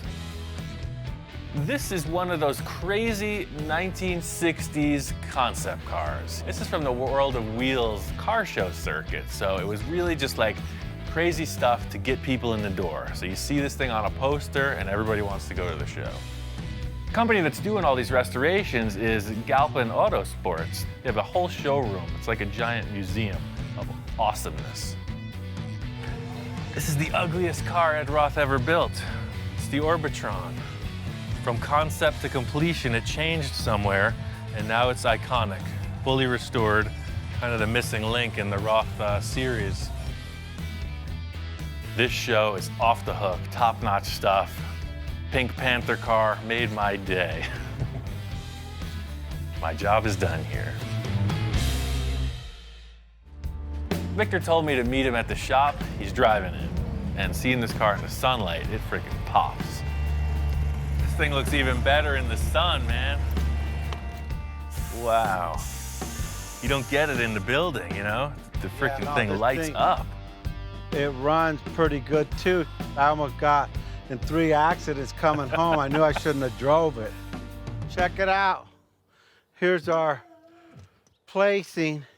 He said you won an award. Wow. Yeah, we what the won. Heck, first place. And hand-built customs. There's a lot of competition in that room. Like crazy. There was a lot of high-end cars there, so I mean, to even place would have been an honor. First place is kind of like, wow. What else was in that class? Well, we were in the honor of Mr. Gene Winfield. True fact of the matter is Gene wins either way. He's the guy that showed me how to do the bubble top, so he takes some pride away from this whole thing too, because it's like, you know, kind of took me under his wing, showed me how it's done, and it's a great car as a result. Hey, I mean, you deserve that, the effort. I mean, you built this thing, what? 4 times. 4 times, well, let me see, 1, 2, yeah, only 4 times. Right. I really am breathing a sigh of relief for Victor, because this is like his payoff, you know, he's all about showing his work. Finally, we get some kind of end to this quest, and he gets a trophy out of it. Thanks for all that help, man. Look at what It's freaking great. we did. You building it, place. me with a little bit of input. Yeah, the thing you have is the tenacity, man. You just keep freaking doing it, you know? When I'm done with a car, I walk away from it. You just keep hammering it on this thing. Now that the car's outside, standing back and looking at it, this top was the right call. That's the thing, it didn't need all those ridges, man. This side profile with the way the windshield area comes in and then it flows right out the back. This is the right call, man. She looks like she's going at a standstill. And then these stainless trims, this is the call. That seals the deal that there was never any doors on the car, man. Looks great. Hopefully we don't see this car a different color tomorrow. not for at least 6 months, I promise you. That's the big thing about car shows. You get all charged up. You see everybody throwing their ideas out on display, and it just gets me thinking about the next project. I want to get something going to top everything we've done ever for the next stuff. I mean, this car is pretty far out there, man. How are we going to top it? Well, Ian, we got this far. You won first play. All the little stuff we changed on it through its evolution. Now what?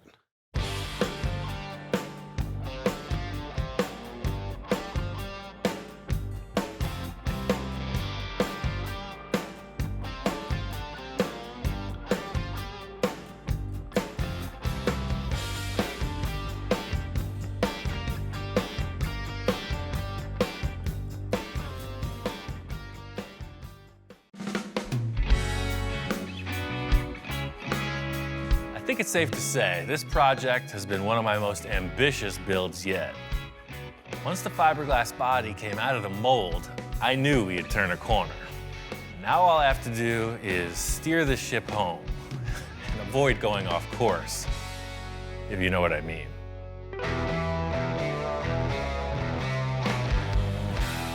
We are on the home stretch of this project. You know, the majority of the fabrication is complete.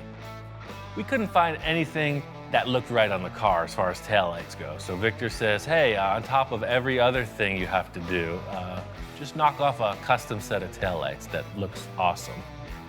Taillights are really just winging it. You know, we've done so much model and mold making, I figure I'm gonna make a model off of our model and build custom taillights. I haven't discussed this with Victor at all. He's coming over to check out what I'm up to. Hopefully, there's no modifications.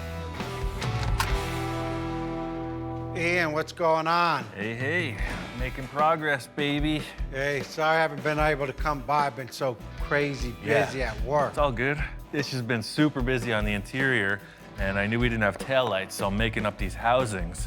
I cut open the body. I'm gonna make French-tin taillight. The acrylic lenses, just like the bubble top. I'm gonna heat up red acrylic, and then these will be the housings. This foam comes out, and we'll put LEDs inside. That's it, and that's gonna be nice. We'll French it in just a little, and we're cool. Good deal. That's awesome. I'm telling Victor what's going on with these taillights, and I could see his mind is elsewhere. You know, he's all about the enhancement, the modification. He mentioned that after this body came out of the mold, there was still a couple things he wanted to change, and now I'm concerned because he's got that look in his eye. After it came out of the mold, I was really looking at it. The back was cool, the front was cool, but this open gap, I gotta fill this hole in, and what I was thinking of doing is go ahead and adding a louver. So it'd be one louver, the next louver down, the next louver, all the way down to this point. I love the idea of putting louvers here. You know, my mind starts racing. I got a bunch of ideas, and it's really just about coming up with something tangible. I got all this aluminum left over from the grill and whatnot, so it's just 1/8" plate, right? That's perfect size. And it'll be like a set of stairs, what you're describing, just down, down, down, down, all the way through, right? That's perfect. The only thing is I don't want it square. I want you to do something so it blends in with the supercar look, going down and ties in. I'm leaving this in your shoulders right now. This is the realm I thrive in when Victor says, do what you want. I mean, everything's looking good. Remember that show that I took you to when we first started this car? This Supercar Sunday? It's in 3 weeks, and I'm hoping to have this done to show it off there. What do you think? Well, I mean, nothing to it but to do it, right? Now I can see why Victor's got a little rush about him, a little pep in his step. He's talking about this deadline he wants to establish. This is good news, because setting the deadline means we can actually get this thing finished. The bad news is 3 weeks is 3 weeks, no matter how you slice it. So you can see the state of the car. You know, Ish has got a huge amount done on the interior. I'm gonna take the nose off. Your guys are doing the body work outside. See, there's a guide coat on the car. We're ready to primer this thing like tonight, but you gotta commit to no more changes. I'll commit to no more changes. I might enhance. I'll give you all the help you need on the body work and anything you need. Like everything else, I'm always running late. I gotta head out, so looking good, call me if you need anything. Cool, man. I'll talk to you later. All right, good deal. I'll build those louvers right now. Victor said he wanted louvers on the back of the car. He also said I could do whatever I want, so here we go. Everything about the car has to tie together. What I accomplish with the taillights mimics the headlights. I'm thinking front to back all the time. The chin spoiler on the front has this unique, like, sawtooth shape. So we're just gonna put some more of that on our car. First up, cardboard template before we do it in metal. Just a little bit more accent on that. That's a keeper right there, right away, you know it. Thing is, I don't want to come off as like that dated 80s, 90s rear window louver style. I want something unique, something full custom, something high-end, something classy, something money, baby. Putting this hardware in place, countersink the screws, it's really starting to look like something. I think I'm on the right track with this, but I won't know until I make a bunch of them. All right, 4 in a row.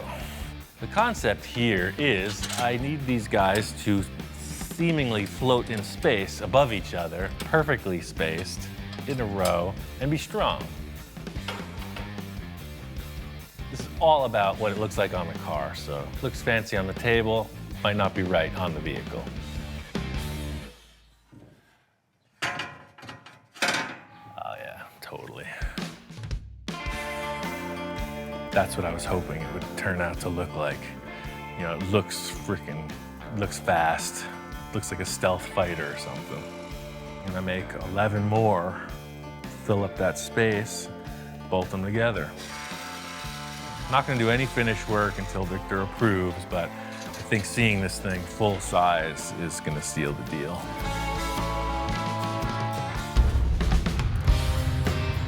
I got both the taillights finished up, and I'm just working on finalizing this louver set. I really like this. I can't wait for Victor to see it. He didn't have any requests on how these were gonna be created, what they looked like, etc. So he's coming in cold. Ian, how's it going?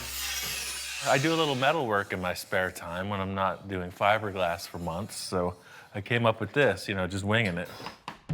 That's called fabrication at its best. Look at that. This guy, again, went up and above what I asked for.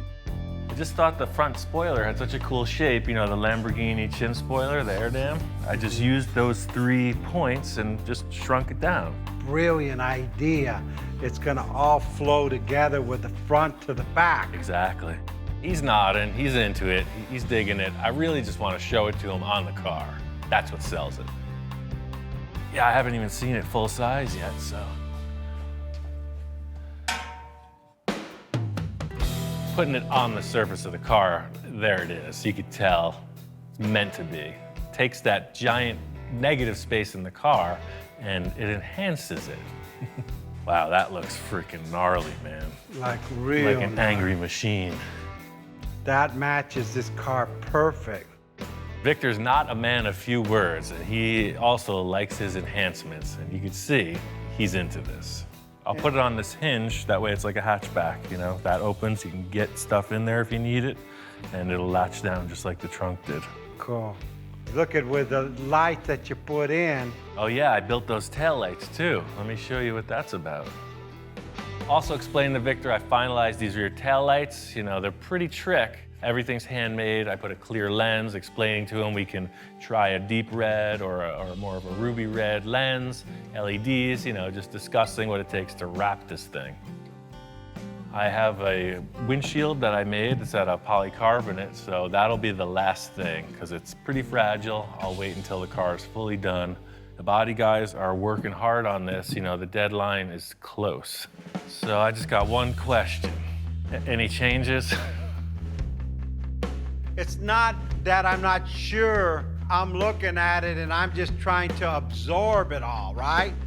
Then he ends the sentence by saying, is that good? No changes. No changes, that's it. That's a first, I'm ladies and committed. gentlemen. He's committed. That was hard for me to say. Okay, we got results. He made a decision. I'm just rolling with that decision-making process. Let's get to the paint, Victor. Tell me what color it's gonna be.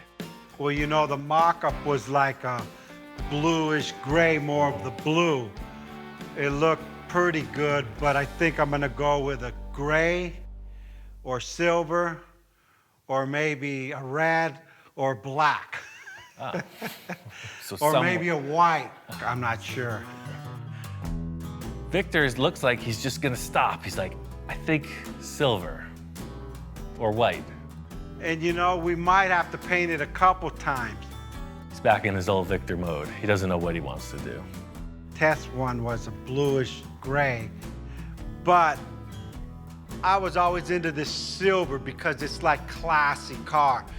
But in the other hand, I might need to go orange and red or something crazy too. I'm not sure. The car's got a talent. Let's mock it all up. We'll look at it and I'll let you give me input on that so I could be decisive on that. As usual, Victor's default statement is, we'll know when we see it. The car is gonna tell us what to do. And I probably won't know what color it is. Victor probably won't even know what color it is until it comes out of the spray booth. I'll get with Ish and Lino to get this all finished up inside. Cool. Yeah, you get on the fabric detail. I'll get on the primer and pre-assembly. And, you know, the deadline is upon us, man. I'm really looking forward to seeing this thing done, and I don't even know what it's gonna look like, truly. That has been kind of the enjoyment of this process since the beginning. You know, we didn't know what we were building. Thing is, onward and forward. No fear. At this point, it's simple, tight bodywork and fit up. You gotta get this thing in the spray booth. Making a lot of progress on this car, but sometimes it seems like we're going backwards. I got the rear louvers dialed in. Victor was happy, right off the go. What a surprise. Of course, he's gonna change one thing. Victor's concept is we're gonna mimic the shape of the louvers, but create a fiberglass panel that molds into the body. In other words, the roof flows right into the louver. It's the first time we've ever made a car flow. So now if you look at the car from the side, this is going all the way down and it continues down. Yeah, now it actually, I think, puts it more into proportion. Yeah, our model never had louvers in the back, so the adjustment is justified. I just never knew what was gonna happen in that engine area. I'm all on board with this change. You know, this car's gonna be better for it. It's a little more effort, but as usual, whatever it takes. Look at Ian, my roof. Yeah, look at that. Look at, I even smile every time it goes up. When I'm pissed, I just come to the car, lift up the roof, and then I smile. I guess because when I was a kid, my parents could never afford to buy me video games. So I always had like a little stick and I'd move the stick back and forth and throw rocks. Now I have a switch. Look at, I have a switch here. I don't need the rocks anymore. As usual, Victor's got his people on this, so there are a number of teams ganging up in different areas of the vehicle. Ish is doing the dashboard and other interior panels, and Lino's doing the stitch work and actually building the seats. Ish, this is what the seat's gonna look like. Nice. You know, he's gonna have diamonds on the seat, so what we're gonna do, it's gonna make like an insert, 10 inches the most. That's all I want, that's good, okay. Victor deals with Lino in his own way, but from what I've seen, the product they're coming up with is way more intense than the stock seats. You're gonna do this on the side, or what are you gonna do? Okay, that'll be good. Oh, that way it follows all the way around. Yeah, that's perfect. Yeah, what Lino's telling me is, don't use these seats because you're not gonna fit in the car. And it's gonna be too tall, it's 38 inches, and my head will hit the roof. He's made these seats to be only 2 inches off the ground instead of 8 inches off the ground. That's a good idea. Yeah, he's saying he made this indentation so I have room with my arm. Since I'm not a little kid anymore, we're confined cockpit, he wants to give me room even though I'm not a big guy and I'm not a little guy, but I'm bigger than a little guy. And getting bigger as you speak. Lean on me diet. Chicken, chicken, me chicken. No more of this chicken. I'll get skinny again. Okay, thanks. Ish is getting his first taste of the crazy. This shop is, you know, trilingual, in fact. You know, you got sign language, English, Spanish. Ya apenas viene y no quiero correrlo hasta que acabe tus sillas. No tengo tiempo. A little Swahili thrown in for good measure. You know, there's a lot of action in the room. I'm leaving the paint call up to Victor. It's a little stressful because he changes his mind, and I've seen him paint a car back-to-back 3 times in a row. I think this is why Victor's such a successful businessman, because he thrives in the final inning. You know, you see the baseball game and they're all waiting for that home run. That's what Victor's swinging for. He loves the suspense. I'm nervous. We are literally 48 hours out from the show. From this point on, it's all hands on deck. Everybody's busy. We got to get this thing done.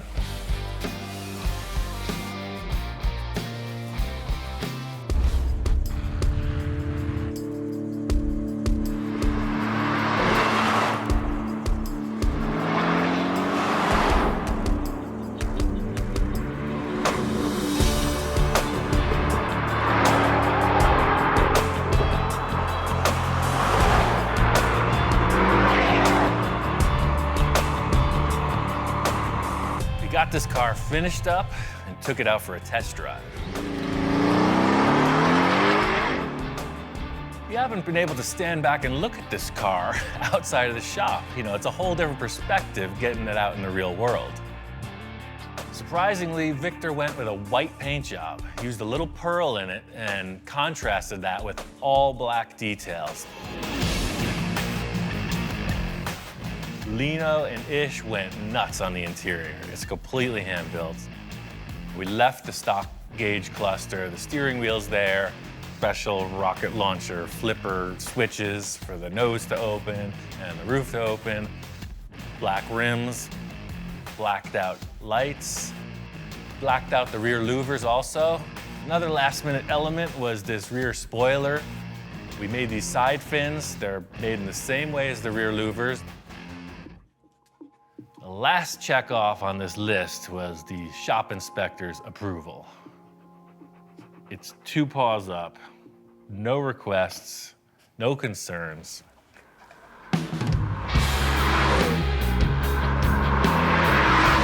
We took it out to this deserted road, ripping around.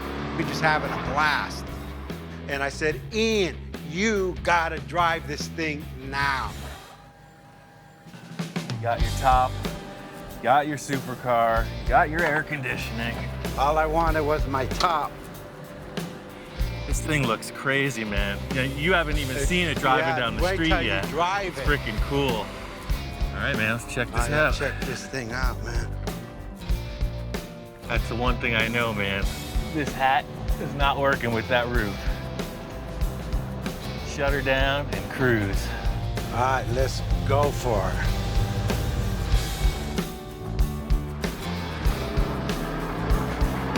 This car's driving great. You know, Victor wants to take it to the show. I want to see how people are going to respond.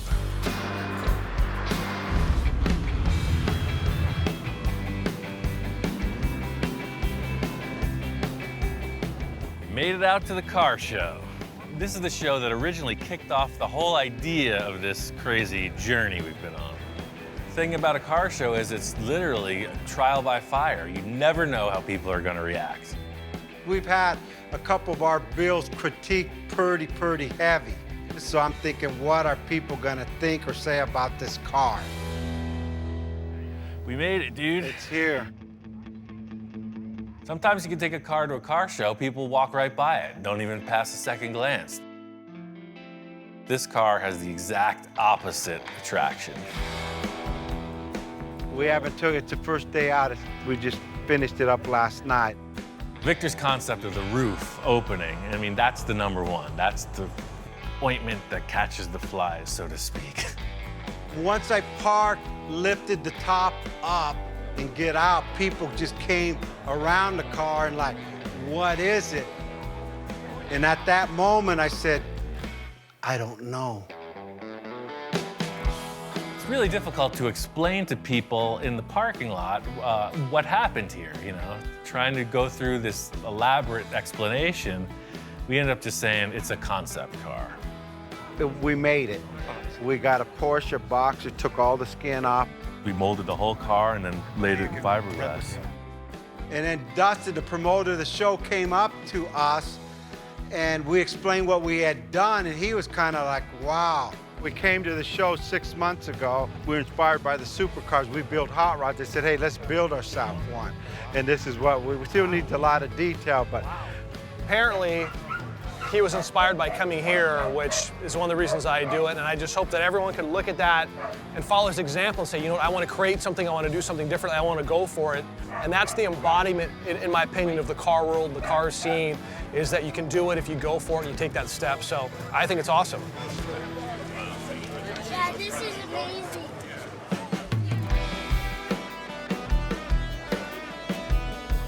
yeah, no, that thing came out pretty Oh, you clean. got your camera out again. That means Yeah. you're satisfied. Yeah. No more changes, right? I could honestly say the car will not change concept. It may change colors. You got the button. All I wanted was a roof, man. You did it, Congratulations. man. I don't know what the heck we're gonna do next. Well, in the car world, hey, there's still boats and airplanes. Right. I've always wanted to do a submarine or a helicopter, so let's just quit this car thing and get onto the spaceships.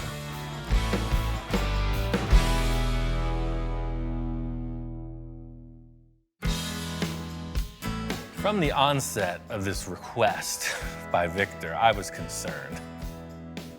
He starts off with this Sterling Yeah, huh? and a dream of a supercar. Shows up with a Porsche and 10 billion crazy requests. All through this whole process, you know, it's been a huge roller coaster ride. Me not knowing when to get off, Wow, that's rad, man. and Victor just knowing that there was a finish line.